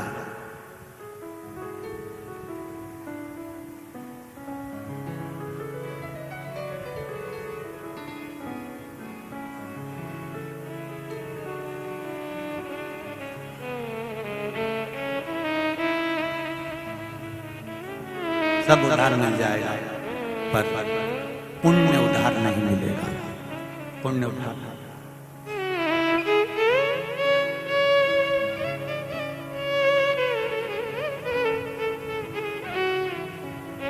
आज वो हमारा आशीष कह रहा था, गुरुजी अखबार में आया एक बात। हमने कहा क्या लिखा अखबार में? अखबार में लिखा है कि अब शादी के लिए भी लोन दिया जाएगा।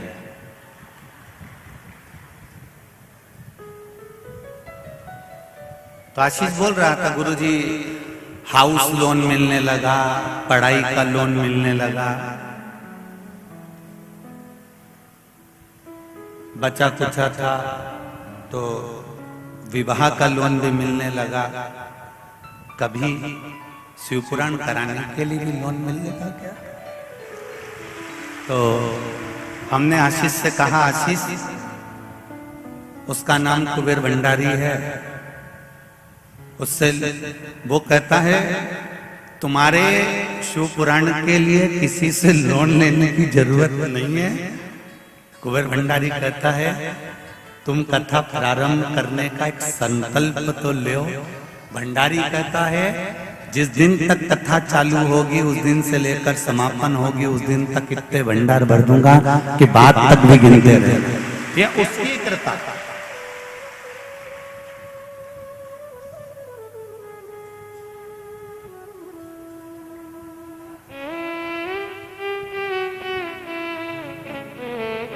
दो चीजों से हमेशा दूरी बनाकर रखना तो तुम्हारे ऊपर कोई उंगली नहीं उठा सकता। पहला चंदा, दूसरी निंदा।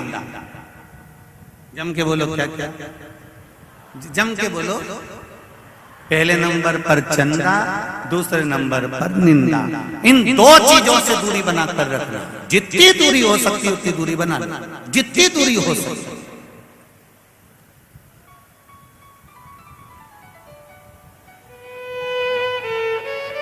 चंदा और निंदा ये दोनों हमारे ऊपर आक्षेप कर सकते हैं। इन दोनों से दूरी होना चाहिए।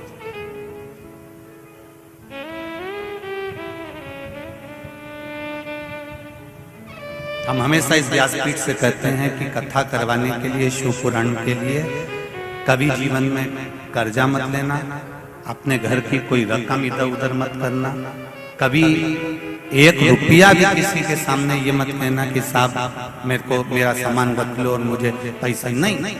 ऐसी कथा कराने से कोई लाभ नहीं है। कथा करवाना जैसे नागेश्वर महिला मंडल ने कथा ली थी। उस समय पर महिला मंडल की महिला सीओर पहुंची थी और उनके साथ में एक बुजुर्ग से बाबा जी और एक दो भाई और थे, और उन भाइयों ने कोई शब्द नहीं कहा, उन पुरुषों ने कोई शब्द नहीं कहा। केवल नागेश्वर महिला मंडल ने सामने बैठकर बात करी, कहा साहब कथा करवाना है। उस समय भी एक ही शब्द था, कथा करवाओ, किसी के ऊपर दबाव नहीं, कर्जा नहीं, बिना कुछ भाव के आप कथा का आनंद लो। आपकी जिंदगी में महादेव खुद ऐसी पूर्ति कर देगा कि कथा आपकी बाबा करा देगा और बाबा कर लेगा, अपने को नहीं।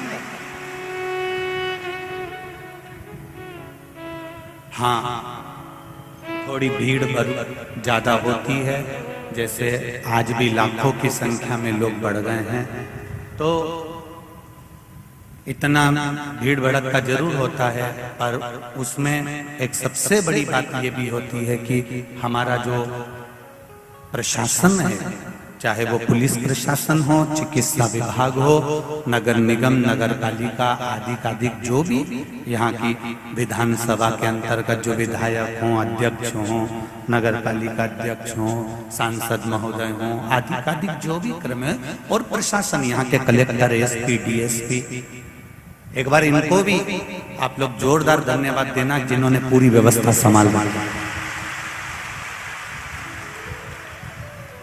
साधुता है ऐसे कलेक्टर महोदय को, ऐसे एसपी और डीएसपी और टीआई महोदयों को, ऐसे तहसीलदारों को, ऐसे विधानसभा विधायक आदि, सांसद आदि को, नगर पालिका अध्यक्षों के, जिन्होंने ऐसी व्यवस्था पूर्ण तरह से हर जगह से संभाल कर रखी, उनको साथ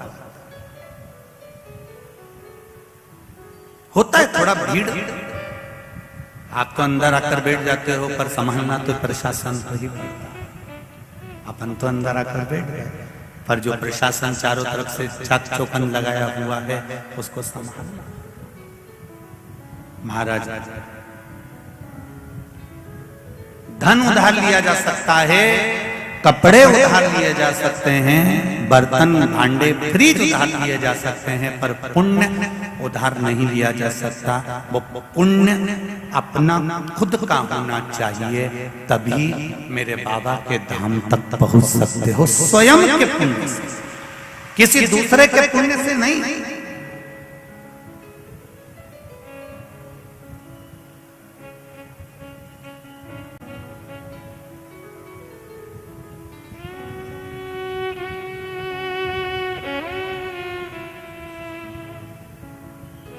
अपना भजन स्वयं करो, अपना स्मरण स्वयं करो, अपनी भक्ति स्वयं धारण करो। हम तो यहां तक कहते हैं कि माताएं जब जल चढ़ाने के लिए शंकर जी के मंदिर में जाए, पति अपना लोटा लेकर जाए और पत्नी अपना लोटा लेकर जाए। एक कलश अगर पति लेकर जा रहा है तो एक कलश पत्नी लेकर जाए, और अगर पति पत्नी दोनों एक ही कलश लेकर गए हो तो आधा जल पति चढ़ाए तो आधा पत्नी चढ़ाए। ये अपना अपना पुण्य अपना होता है। जब तुम्हारा गठजोड़ा बंधा होता है, गठजोड़ा बंधा है, उस जगह पर भले पति जल चढ़ाएगा तो पत्नी, गठजोड़ा बंधा है तो हाथ लगाएगी तो उसको उसका पुण्य मिल जाएगा। कब? जब गठजोड़ा, जम के बोलो, जल बंधा है तो पति जल चढ़ाएगा तो पत्नी हाथ लगाएगी तो पुण्य मिल जाएगा। पर गठजोड़ा जब नहीं बंधा है तब उस जगह पर आपने जल चढ़ाया है तो आपको मिलेगा, उसने जल चढ़ाया है तो उसको मिलेगा। कई माताओं की आदत रहती है, जब यहाँ पर भी कई माताएं आती है ना, तुमने देखना, पतियों के साथ जब आती हैं तो वो जब पति लिफाफा देता है तो पत्नी उसको टच कर लेती है। तो हम कई बार देखते भी हैं कि हमने एक आध बार पूछने भी वाले थे कि टच करने से होता क्या है। हमने पहले भी पूछा तो उन्होंने कहा गुरुजी आधा आधा मिल जाता है।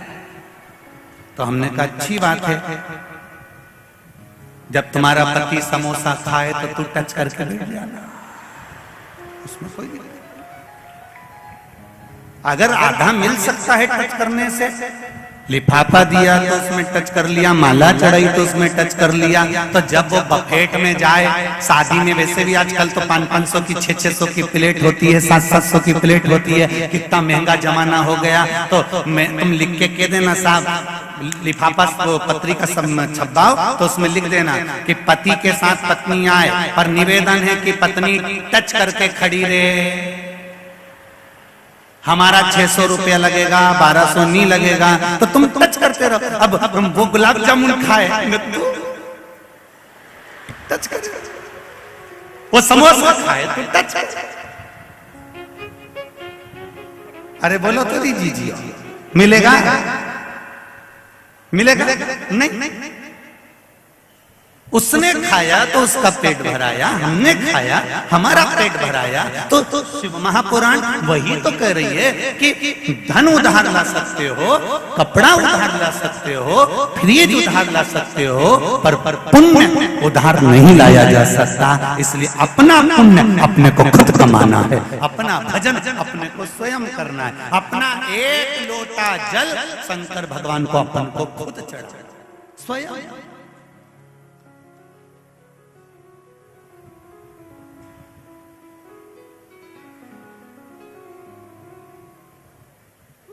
स्वयं पुण्य कमाई, स्वयं।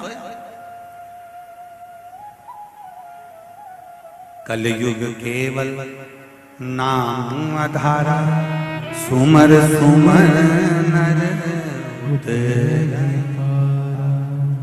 इस कली काल में जो नाम की आधारशिला है, इस कली काल में जो भगवत भजन की आधारशिला है, इस कली काल में जो भगवान की भक्ति की आधारशिला है, इस कली काल में जो भगवत नाम की आधारशिला है, वो हमको यही बताती है कि तुम राम का नाम लोगे तो तुम्हारा पुण्य इकट्ठा करोगे, वो राम का नाम लेगा तो वो उसका पुण्य इकट्ठा करेगा। वो भगवत भजन में लगा हुआ है तो वो अपने पुण्य को एकत्रित कर रहा है। ये पुण्य की एकत्रित, ये पुण्य का आनंद।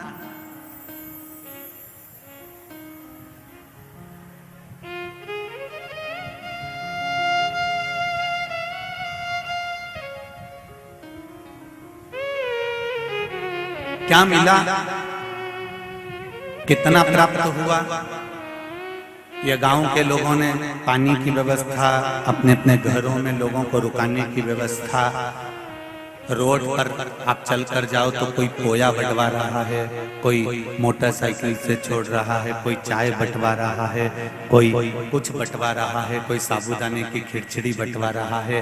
रास्ते भर पानी पिलाने की व्यवस्था लोगों ने रखी है। ये पुण्य किसी दूसरे का नहीं है, ये पुण्य तुमने कमाया है तो तुमको इसका फल मिलेगा जरूर।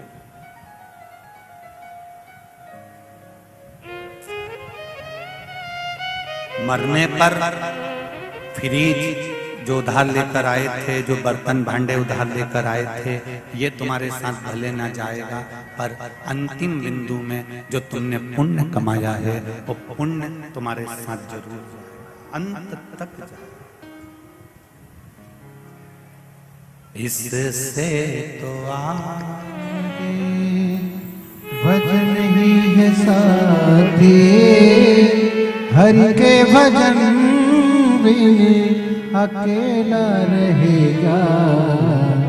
अरे मन ये 2 दिन का मेला रहेगा, कायम ये जग का झमेला रहेगा। अंतिम बिंदु है।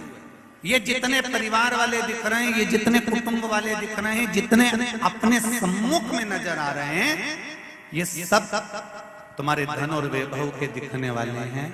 जब प्राण छूटेंगे, परिवार घर सब वहीं पर रह जाएगा। कोई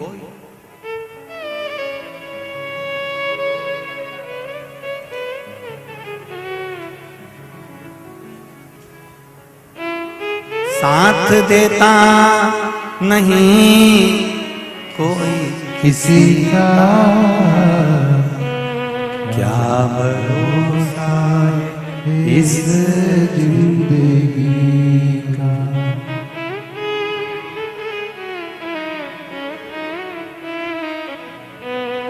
कोई तब अंतिम बिंदु में ये शिव महापुराण की कथा जो आपने कार्तिक महीने में इस पावन प्रांगण में बैठकर भीकन गांव की धरा पर सुनी है, जितने लोगों ने टीवी के सामने आस्था चैनल पर सुनी है, जितने फेसबुक यूट्यूब पर कथा को श्रवण कर रहे हैं, तुम्हारे दुख की घड़ी में, तुम्हारे कष्ट की घड़ी में, तकलीफ के समय पर कोई सामने आकर खड़ा होगा कि नहीं होगा, पर इतना याद रखना मेरा त्रिकालदर्शी तुम्हारे सामने जरूर खड़ा होगा। ये पत्र तो इतने हैं बहुत, हम उतने पढ़ भी नहीं पाते हैं। ये पत्र देखिए,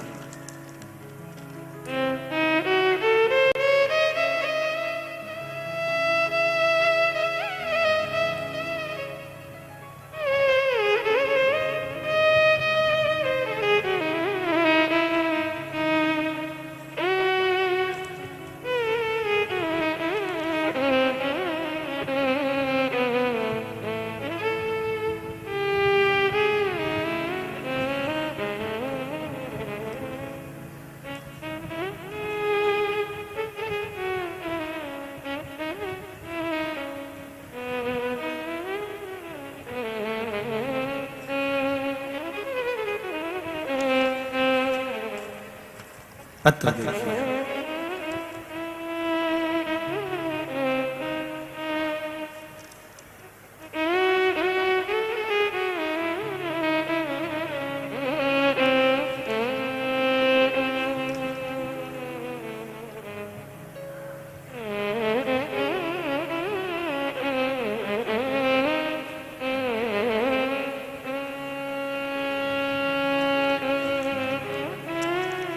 पत्र में नाम तो नहीं है, पर जिन्होंने लिखा है पीले कलर का पत्र है। मेरे भोले बाबा की कोटि कोटि प्रणाम। मुझे इतना कुछ दे दिया बाबा ने, आभारी हूं मेरे बाबा का। अगस्त 2021 में पशुपति व्रत का महत्व सुना था, सुनकर मैंने ये व्रत धारण करा। नवंबर में मैंने ये व्रत की स्मरण चालू करा और पहला ही पशुपति व्रत भोले बाबा की कृपा से हुआ। और बाबा की कृपा से मेरा जो नौकरी नहीं लग रही थी, जॉब का ऑफर आ गया और मेरा जॉब का ऑफर आया और बाबा की कृपा हुई। जो जो मांगा मैंने सब मिला।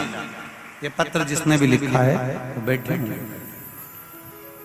बाबा की कृपा से मुझे मिला, उसकी उदारता से मुझे मिला। एक पत्र और देखिए,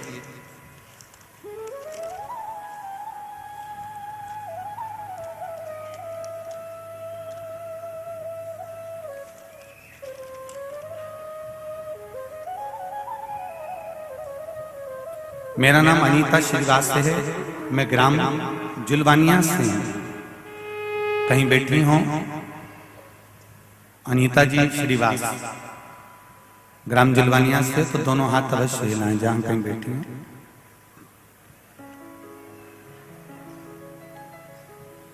कहीं बैठी हो तो दोनों हाथ अवश्य हिलाएं। मेरा नाम अनीता श्रीवास्तव, मैं ग्राम जुलवानिया से हूँ। मेरी बहू जो बीकन गांव की ही रहवासी है, डिलीवरी के समय पर उसका केस बिगड़ गया था। हम उसे खरगोन लेकर गए, पर वहां कोई भी डॉक्टर उसका केस नहीं ले रहा था। गुरुदेव, बड़ी परेशानी हुई और अंत में डॉक्टरों ने कह दिया ये केस बिगड़ गया है और इसको इंदौर ले जाओ। हम इंदौर लेकर गए और बाबा की कृपा से वहां पर 30 मिनट के बाद ही नॉर्मल डिलीवरी बाबा की कृपा से हुई। श्री शिवाय नमस्तुभ्यम का जाप करते गए, जहां पर डॉक्टरों ने कह दिया था कि एक बचेगा, बाबा की कृपा से दोनों ही सलामत हैं। हम फोटो भेज रहे हैं गुरुजी। ये शिव कृपा, शंकर की उदार दया, आपका विश्वास, आपकी दृढ़ता, आपका भरोसा मूल। अब शिव के मंदिर जब भी जाएं, ये मत सोच कर जाना कि शंकर भगवान आपको बहुत धन दे देंगे या दौलत दे देंगे या संपदा दे देंगे। कभी आप शिव महापुराण की कथा अगर टीवी पर सुन रहे हो या मोबाइल पर सुन रहे हो या इस पंडाल में बैठकर कथा सुन रहे हो, तो ये मत सोचना कि सीवर वाला महाराज तुमको कोई धन दे देगा या कोई दौलत दे देगा या कोई चमत्कार दे देगा या कोई ऐसी बेल भभूति दे देगा जिससे कुछ तुम्हें प्राप्त हो जाएगा। हमारे पास ना तो बेल है, ना हमारे पास में भभूति है, ना हमारे पास कोई चमत्कार है। हमारे पास तो केवल श्री शिवाय नमस्तुभ्यम और एक लोटा जल, इससे ज्यादा कुछ भी नहीं है। बस इतना जरूर कहेंगे, हमारे पास में यहाँ शिव महापुराण में ना तो बेल है ना भभूति है, पर इस शिव महापुराण में विश्वास पूरा है, इसलिए तुम्हारे एक लोटे जल से भी बाबा दुख दूर कर देता है। तुम अपने नजदीक में शिव मंदिर,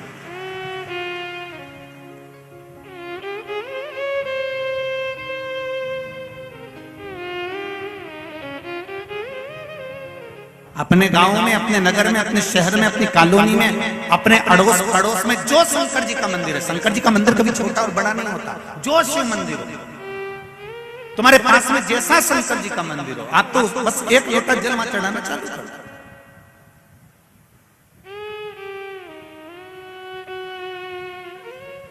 और जब तक तुम्हारा वैभव है, जब तक तुम्हारा धन है, जब तक तुम्हारी दौलत है, जब तक तुम्हारी संपदा है, सत्ता है, तब तक दुनिया का हर व्यक्ति तुमको पूछेगा। और जिस दिन तुम्हारा वैभव, तुम्हारी सत्ता, तुम्हारा धन, तुम्हारा दौलत और ये शरीर भी धीरे धीरे जब ढलने लगेगा, कोई नहीं पूछने वाला। नर्मदा जी नहाने कौन कौन गए, जरा हाथ उठाओ। सब गए हो? धर लो धर लो धर लो। नर्मदा नहाने जाओ तो नर्मदा जी के घाट पर बहुत सारी मूर्तियां रखी रहती हैं, एक भी मूर्ति उसमें से साबुत नहीं होती, सब खंडित होती है। बोलो री जी, सही है? बोलो जम के बोलो। खंडित। नर्मदा जी के घाट पर स्नान करने जाना तो देवताओं की मूर्तियां, खंडित मूर्तियां आपको घाट पर मिलेगी। दिवाली हो जाए, दिवाली के बाद किसी पेड़ के नीचे जाकर देखना तो तुम्हें खंडित मूर्तियां ढेर मिलेगी। बोलो सही है कि गलत? खंडित मूर्तियां।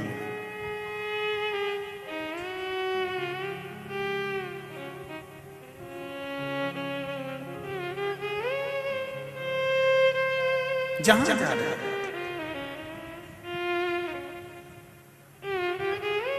आपका मन पड़े, जहां जाकर महाराज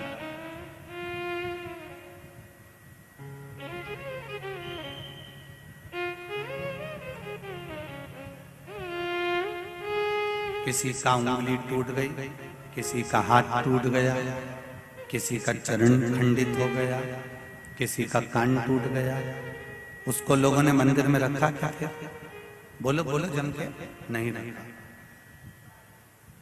भगवान की मूर्ति भी टूट जाती है तो दुनिया के लोग उसको मंदिर से निकालकर पेड़ के नीचे और नर्मदा जी के घाट पर छोड़ देते हैं।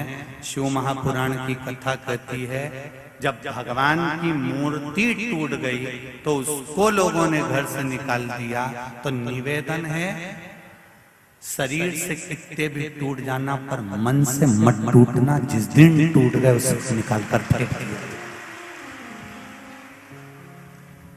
यहाँ टूटने वाले को लोग घर पर नहीं रखते। जरा सी मूर्ति टूट जाती है तो उसको नर्मदा जी के घाट पर रखे आते हैं। मूर्ति टूट गई, फोटो फट गया, फोटो टूट गया, उसको ले जाकर पीपल के वृक्ष के नीचे रख देते हैं। आप अपनी मेहनत पूर्ण करिए, अपना कर्म पूर्ण करिए, अग्रण्य भाव में करिए। कितने भी एक बार अगर परीक्षा में पास नहीं हुए, दूसरी बार पढ़िए, दूसरी बार पास नहीं हो गए, तीसरी बार विद्याध्ययन करिए, तीसरी बार विद्याध्ययन करने में पास नहीं हो गए, चौथी बार विद्याध्ययन करिए। बार बार बार बार उस कर्म को करते रहिए, पर अंदर से टूटना मत। अगर मूर्ति टूट जाती है तो उसको भी बाहर निकाल दिया जाता है, अगर भीतर से टूट गए तो फिर कहीं के नहीं रहोगे। इसलिए टूटना मत, मजबूत करो।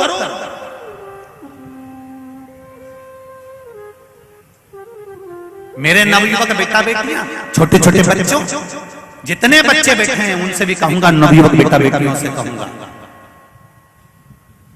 शिव जी के मंदिर जाने में शर्म बिल्कुल मत करना। जितने कॉलेज में पढ़ने वाले बेटे हैं, जितने कॉलेज में पढ़ने वाली बेटियां हैं, चाहे तुम सीए बन रहे हो, डॉक्टर बन रहे हो, इंजीनियर बन रहे हो, कलेक्टर बन रहे हो, आईएएस की पढ़ाई कर रहे हो, तुम जितनी विद्वत्ता धारण करना करो, पर शिव जी के मंदिर में जाने में शर्म बिल्कुल मत करना। मम्मी से कहना, घर की माँ से कहना, पिताजी से कहना, छोटे छोटे बच्चे स्कूल जाने से पहले अपनी मम्मी से कहना, माँ एक लोटा पानी दे दे, मैं चढ़ा के आया। कॉलेज जाने वाली बेटियां, तुम जिस भाव में, तुम तो बस कहीं कोचिंग भी जा रही हो, ट्यूशन भी जा रही हो, तो अपने घर के लोगों से कहना कि मुझे एक लोटा पानी दो मम्मी, मैं अभी चढ़ा के आई, पापा मैं अभी चढ़ा कर आया। जब नवयुवक बेटे बेटियां शंकर जी के मंदिर में एक लोटा जल पानी चढ़ाएंगे, दुनिया के लोग कितने भी हंस रहे होंगे, एक बार तुम्हें अगर मंदिर जाता हुआ देख लेंगे तो ये निश्चित है कि तुम भी कजन कितनों को प्रेरणा दे दोगी और तुम्हें देखकर और लोग मंदिर जाना प्रारंभ कर देंगे। हंसने वाले हंसते रहेंगे, गाली देने वाला देता रहेगा, शब्द कहने वाला कहता रहेगा, ताने देने वाला ताना देता रहेगा।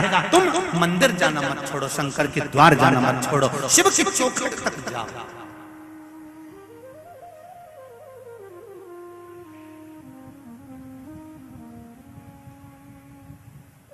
बहुत लोग मिलेंगे तुमको दुनिया में, और बहुत मिलेंगे रे, ऐसे ऐसे मिलेंगे कि तुमको इतना ज्ञान देंगे क्या होता है शिव पुराण से, क्या होता है राम जी की कथा से, क्या होता है भगवान को अगरबत्ती लगाने से, क्या होता है भगवान को दिया लगाने से, क्या होता है भगवान का भजन करने से।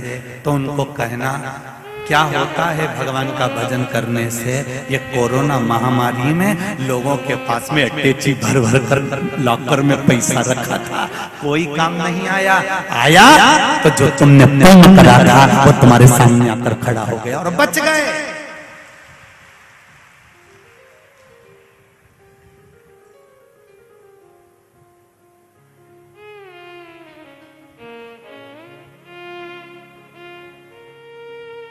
तुम्हारा पुण्य तुम्हारे सामने, तुम्हारा भजन तुम्हारे साथ में, तुम्हारा कीर्तन तुम्हारे साथ में। तुम्हारे रिश्तेदार तुम्हारा साथ देंगे कि नहीं देंगे, तुम्हारे परिवार वाले तुम्हारा साथ देंगे कि नहीं देंगे, तुम्हारे कुटुंब वाले तुम्हारा साथ देंगे कि नहीं देंगे, तुम्हारी पत्नी बच्चे पति कुटुंब परिवार तुम्हारा साथ देगा कि नहीं देगा वो पता नहीं। पर शिव महापुराण की कथा, भगवान शंकर अमरनाथ की गुफा में माता पार्वती जी को जब अमर कथा कर रहे हैं, तो अमर कथा कहते हुए शंकर भगवान ने उसी समय पार्वती जी से कहा, पार्वती जितने भी जीव हैं, जितने जलचर थलचर वायुचर जो भी यहाँ पर है, सबको भगा करा, मैं तुझे अमर कथा सुनाऊंगा। पार्वती जी करने लगी, अमर कथा मुझे सुनाओगे तो इनसे क्या तकलीफ है। नहीं पार्वती, किसी को अमर कथा नहीं सुनाऊंगा, तेरे को सुनाऊंगा। तो पार्वती जी ने कहा, पशु पक्षियों से तकलीफ क्या?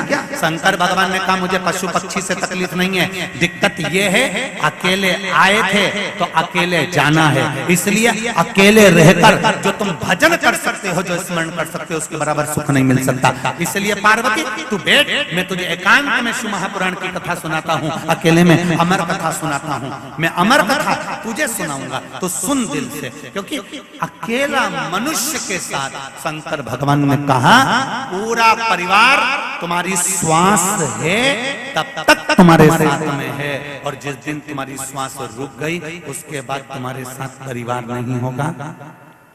जो तुमने दान किया है, जो तुमने शिव महापुराण की कथा सुनी है, जो तुमने एक लोटा जल चढ़ाया है, जो तुमने बेलपत्री चढ़ाई है, वो तुम्हारा पुण्य तुम्हारे साथ अंतिम बिंदु तक जाएगा, कोई नहीं अंत तक।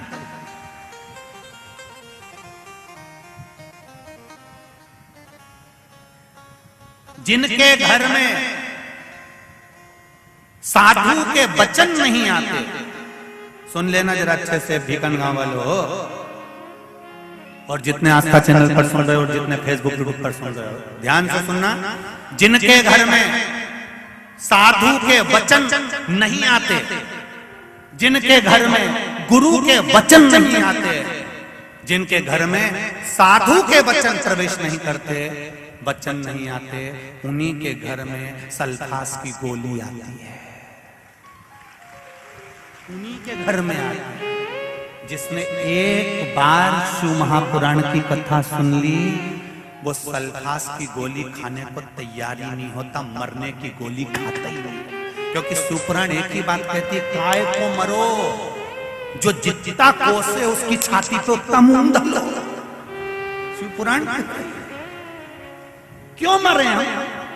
जरा सा दुख आ गया, हम तकलीफ में आ गए, मैं तो मर जाऊं तो अच्छा, मेरे पति ने मेरा साथ छोड़ दिया, मैं मर जाऊं तो अच्छा, मेरी पत्नी मेरे को अदालत में ले जाकर खड़ी कर दी, मैं मर जाऊं तो काय को मरे?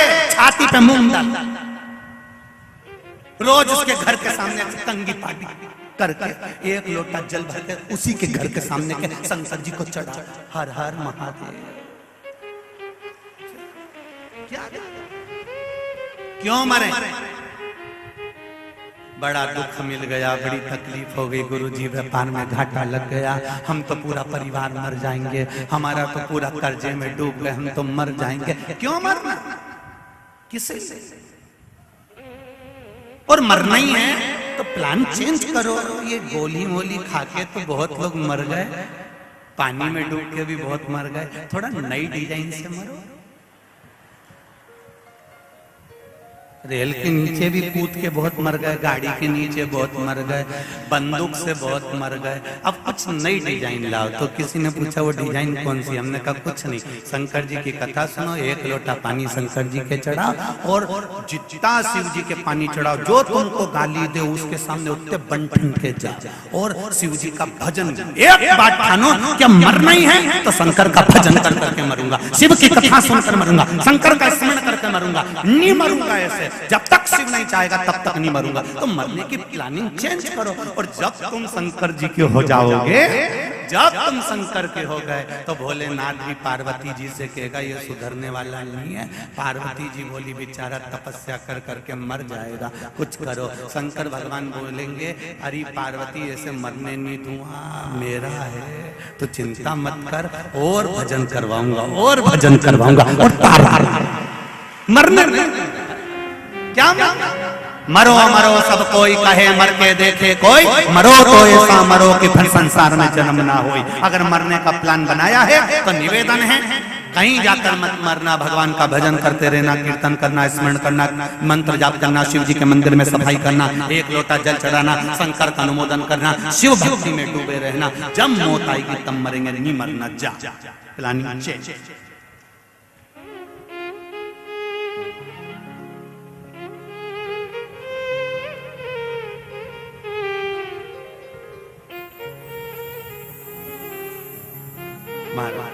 अपनी भक्ति का आनंद क्यों मरना? किस भगवान शंकर से अपने हृदय की बात भाव के साथ दिल से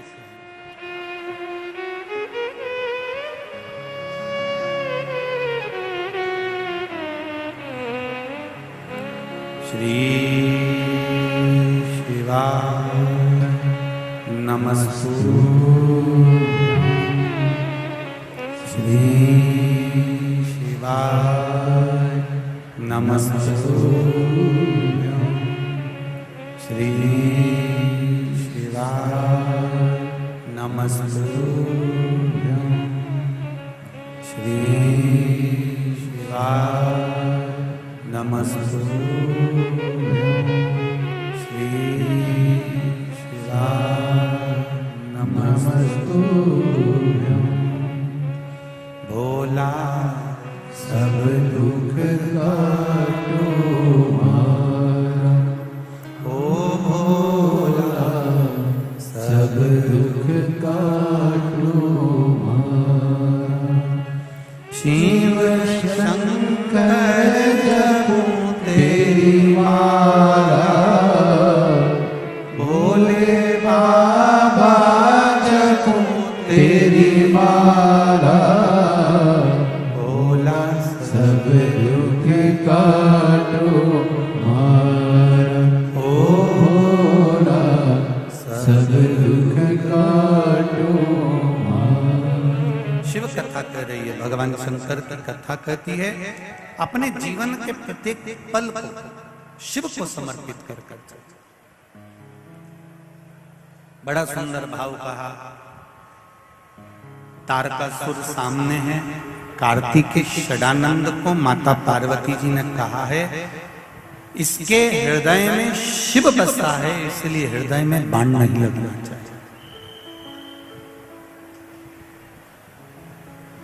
बाण अगर छोड़ा भी जाए तो इसके हृदय में ना लगे। कार्तिकेय जी ने पूछा, मां क्यों, आखिर क्या कारण है जो इसके हृदय में बाण नहीं लगना चाहिए? तो माता पार्वती जी ने कहा, कार्तिकेय ये तारकासुर शिव जी का उपासक है और इसके हृदय में शंकर बसे हुए हैं। थोड़ा ध्यान देना इस प्रसंग पर।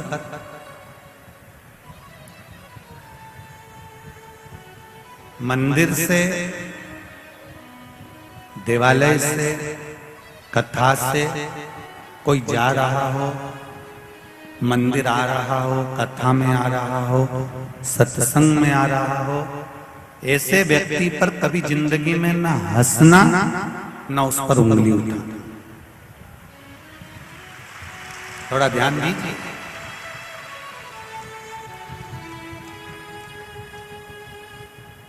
शिव महापुराण की कथा तो यहां तक कहती है कि अगर कोई मंदिर से आ रहा है, शिव महापुराण की कथा आपने पहले भी कथा टीवी पर सुनी होगी, स्वयं शिव महापुराण के संवादों में लिखा हुआ है कि अधोगति में मरे हुए व्यक्ति का मोक्ष नहीं है।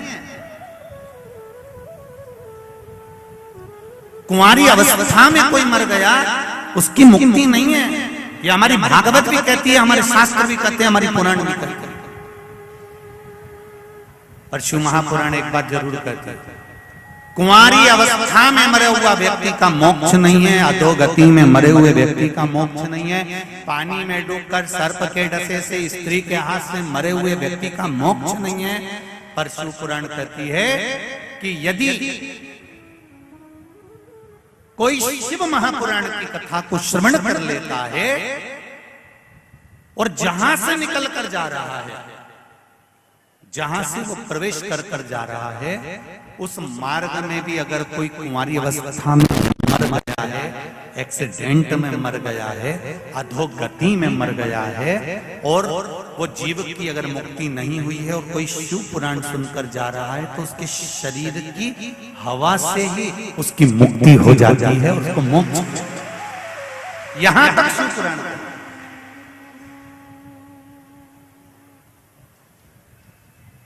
उज्जैन के ऋण मुक्तेश्वर मंदिर में लिखा हुआ है, सारी पुराणे 7 पीढ़ी को तार देती है, पर शिव महापुराण की कथा 71 पीढ़ी को तार देती है।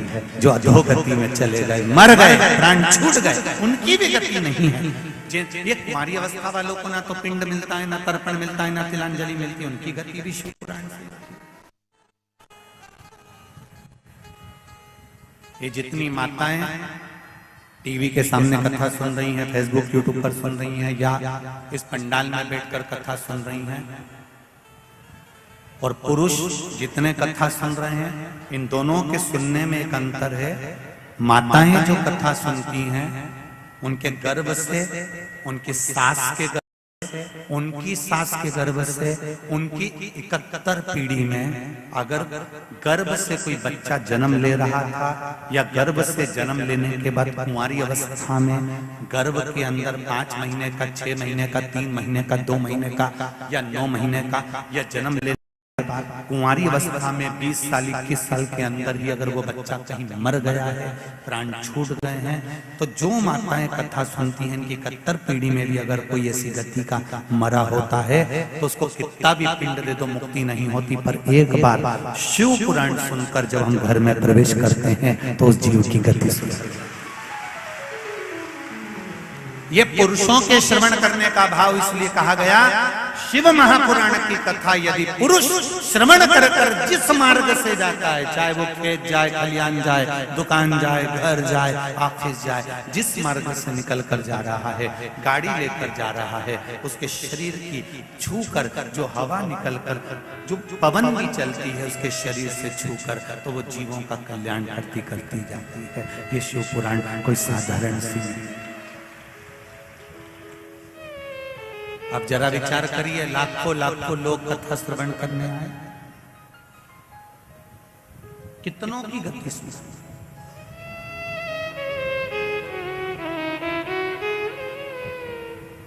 हम बार बार आप लोगों को व्यासपीठ से कहते हैं कि 3 घंटे की कथा में से 2.5 घंटे की कथा आपको मिलती है, आधा घंटा तो मूंछ वाला भैया ले लेता है।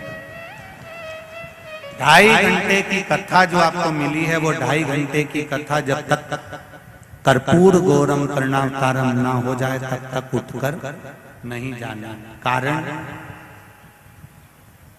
विराम तक क्यों रुका जाता है कथा में? अब दूसरी कथा हो तो हमें नहीं मालूम, पर शिव पुराण का नियम है कर्पूर गौरम कर्णावतारम तक क्यों रुको? क्योंकि हमारे यहाँ जो मेहमान आता है ना, जिस दिन से आता है ना, आके बैठता है ना, तो पैसे निकाल कर नहीं देता, पर मेहमान जब जाता है ना तो अपनी जेब में से 150 रुपए निकाल के छोरा छोरी को दे देगा। इसलिए कर्पूर गौरम कर्णावतारम तक इसलिए रुको क्योंकि आखिरी में जब विराम होगा, कथा छूटेगी, तो मेरा महादेव भी कुछ ना कुछ निकाल कर दे देगा। ये निश्चित है, उसको समझने वाला चाहिए। अब नहीं समझे तो बस आया, एंजॉय करा, चला गया, उसका आनंद लिया उसने। वो तो केवल ये देखने आया था कि भीड़ कितनी है। महिला मंडल ने क्या व्यवस्था करी, और तुम भी देखते जाओ, टेंट पर टेंट, टेंट पे टेंट, खसकते खसकते वहां पहुंच गया। किसी के घर में मत घुस जाना है, जो हो सके।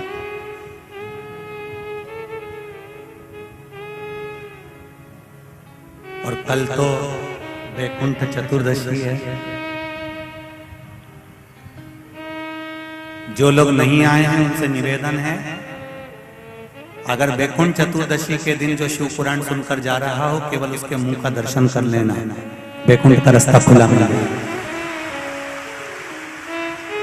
वैकुंठ का रास्ता खुला। हर शिव पुराण की कथा में धनेश्वर का, स्कंद पुराण में धनेश्वर की कथा आती है। एक धनेश्वर नाम का ब्राह्मण, जिसका नाम धनेश्वर है, ब्राह्मण घर में जन्म लिया, पर ब्राह्मण धर्म से वंचित था। ना कभी कथा में गया, ना कभी सत्संग में गया, ना कभी भजन किया, ना कभी कीर्तन किया। स्कंद पुराण कहती है, स्कंद पुराण का कार्तिक महत्तम वर्णन करता है कि धनेश्वर ना कभी भजन करने गया, ना कभी मंदिर गया, ना कभी पूजन करी, ना कभी पाठ करा, ना कभी मंत्र जाप करा। वो धनेश्वर ब्राह्मण नित्य प्रति गलत कर्म में लगा।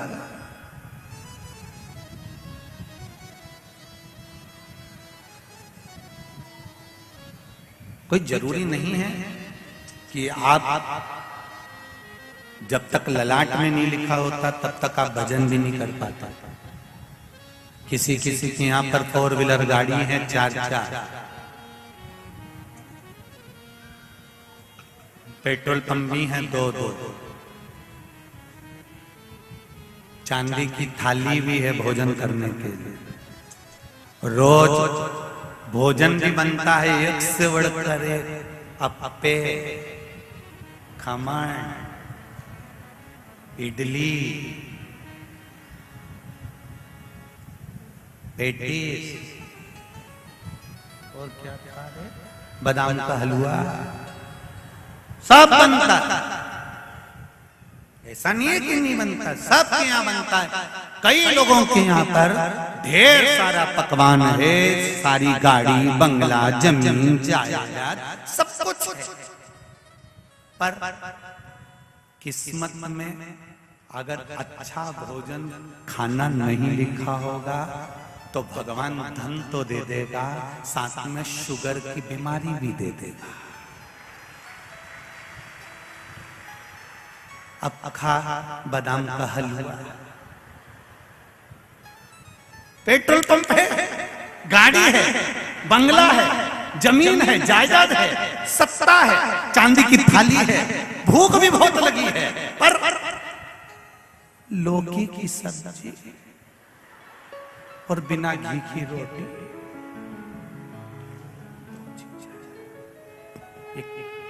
सब दिया मेरे सरकार ने, पर ललाट पर अच्छा भोजन नहीं दिया और वो बेचारा कमा कमा के मरी जाए।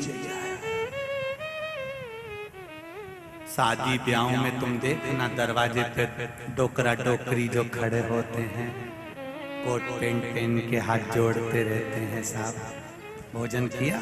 हाँ, गुलाब जामुन बहुत अच्छी बनी थी, जलेबी बहुत अच्छी बनी थी। ये सबसे जानने वालों से पूछते भोजन किया? और जब ये लोग चले जाते हैं फिर वो व्यक्ति जो दरवाजे पे खड़ा है वो बैग में से इंजेक्शन निकाल के टोचता है, तब जाके कुर्सी पे बैठ के 2 रोटी खा पाता है। सब लाखों रुपए खर्च करे और खुद पेट भरकर भोजन नहीं कर पाया। उसमें परिवार की गलती नहीं है, उसमें परमात्मा की गलती नहीं है, गलती तुम्हारी है। भगवान तुमको रोज भूख देता था, भूख लगती थी, पर तुम दुकान चलाने के चक्कर में, काम के चक्कर में भूख को मार देते थे। टिफिन रखा रहता था, भोजन नहीं कर पाते थे, तो अन्नपूर्णा ने भी कह दिया तूने मेरा अपमान करा है, अब तू लक्ष्मी पकड़ ले, मैं तुझे भोजन से त्रास।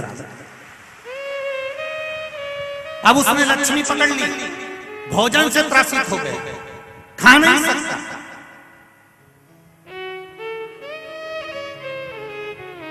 तुम्हारी दुकान पर तुम्हारी पत्नी ने टिफिन लगाकर भेजा है, तुम्हारा मन कर रहा है, घर पर फोन लगाकर बोल दो अपनी पत्नी को मुझे भजिया बनाकर भेज दे, मुझे भूख लग रही है। रामकृष्ण परमहंस स्वामी विवेकानंद के गुरु प्रवचन देने बैठते थे, लाखों जनता सुनने आती थी और प्रवचन देते देते रामकृष्ण परमहंस घर के अंदर भाग जाते थे। स्वामी विवेकानंद जी ने पूछा, गुरुदेव लाखों जनता तुम्हें सुनने के लिए बैठी और तुम अंदर भाग के आ गए, क्यों? रामकृष्ण परमहंस बोले, मुझे भजिया खाने की याद आ रही थी। जरा विचार करिएगा, स्वामी विवेकानंद के गुरुजी रामकृष्ण परमहंस कहते हैं मुझे भजिया खाने की याद आ रही थी, इसलिए मैं प्रवचन छोड़कर अंदर भाग आया। गुरुजी क्या भजिया बाद में नहीं मिलते? गुरुजी बोले, भजिए तो मिलते पर मजा नहीं आता, भूख लगी तभी तो खाने का मजा है, इसलिए मैं अंदर भाग कर आया। गुरुदेव आप इतने बड़े प्रवचन करने वाले, इतने बड़े कथा कहने वाले, इतने बड़े लोगों को ज्ञान देने वाले, और भोजन की आसक्ति आप में? रामकृष्ण परमहंस जी ने कहा ये भोजन की आसक्ति नहीं है स्वामी विवेकानंद, सुन नरेंद्र, ये भोजन की आसक्ति नहीं है, ये केवल प्रवचन देते देते देते देते कथा कहते कहते मेरा ये चित्त माँ जगदम्बा में इतना समा जाता है कि मेरे प्राण वापस नहीं आने होते। उस प्राण को वापस लाने के लिए मैं भजिया याद करता हूँ, इसलिए अंदर जाकर भजिया खाने भाग जाता हूँ। ये आसक्ति नहीं है, खूब कमाओ। एक दुकान में भगवान करे तुम्हारी 4-4 दुकान हो जाए, 6-6 दुकान हो जाए, खूब कमाओ।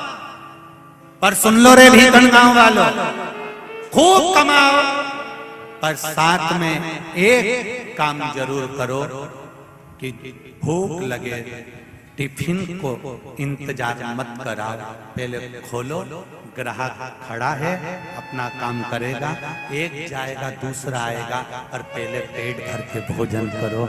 जिसके लिए कमा रहे हो उसको तो अच्छे से करो, वही नहीं करता।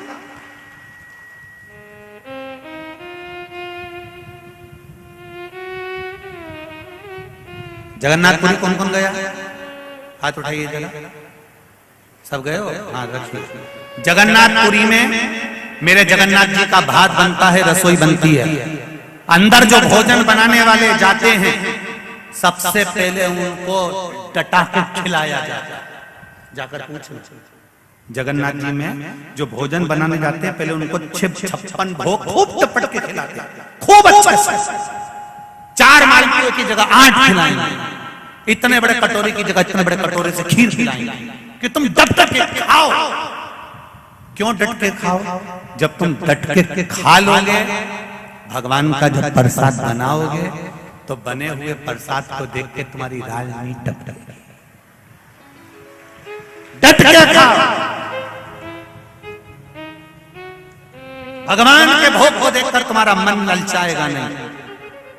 इसलिए निवेदन है, भूख को मारना नहीं है। जो भूख को मारता जाता है उसी को शुगर की बीमारी होना चालू हो जाती है।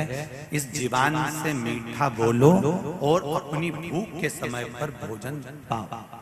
ये मीठा बोलने से क्या होता है, प्रत्येक जानवर भी है ना, पशु पक्षी भी है ना, मनुष्य है ना, ऐसा कोई मनुष्य नहीं जिसके शरीर में शुगर नहीं। सबके शरीर में शुगर है, जांच करवाना, शुगर निकलेगी। बस किसी की हाई किसी की लो, शुगर बराबर में है तो अच्छी है। प्रत्येक मनुष्य के शरीर में शुगर होती है। शुगर की बीमारी केवल एक कारण से होती है।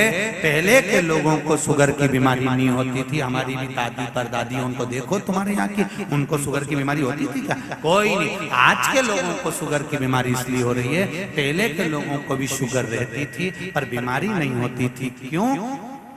क्योंकि पहले के लोग इतना मीठा खाते थे और इतना मीठा बोलते थे, जितना मीठा खाते थे उतना जीवान से बाहर निकाल देते थे।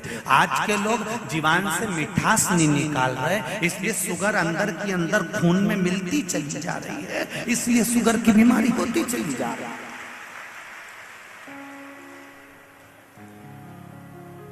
तुम मीठा बोलना चालू करो। ये जितनी जीजियां बैठी हैं ना और जी जाओ,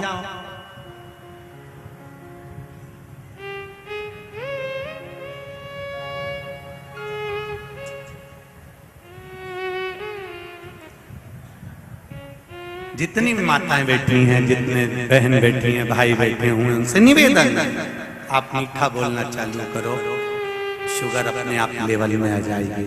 बोलकर देखना जरा, तुम चिल्लाकर बोलती हो तो पति की शुगर और बीपी दोनों ऊंचा नीचा हो जाता है।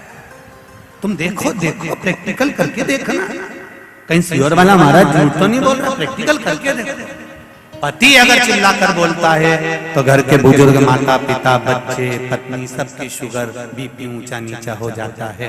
तुम मीठा बोलो, सबकी शुगर और बीपी लेवल में चलेगा, सबको आनंद मिलेगा। मीठी वाणी बोलिए, अच्छा जितना मीठा। पहले लोग कहते थे वाणी ऐसी, जम के बोलो जरा, जम के, वाणी ऐसी जो मन का आपा होए। पर आज के जमाने में वाणी ऐसी बोलिए जो जम के झगड़ा, पर उससे मत बोलिए जो तुमसे तगड़ा। आज का जमाना जरा उल्टा है, इसको लोग बोले मिठास से बोलिए। एक धनेश्वर नाम का ब्राह्मण था। अब ब्राह्मण धनेश्वर, ब्राह्मण कुल में जन्म ले लिया, ब्राह्मण के घर में जन्म ले लिया, पर भगवत भजन में इसका मन नहीं था। इसमें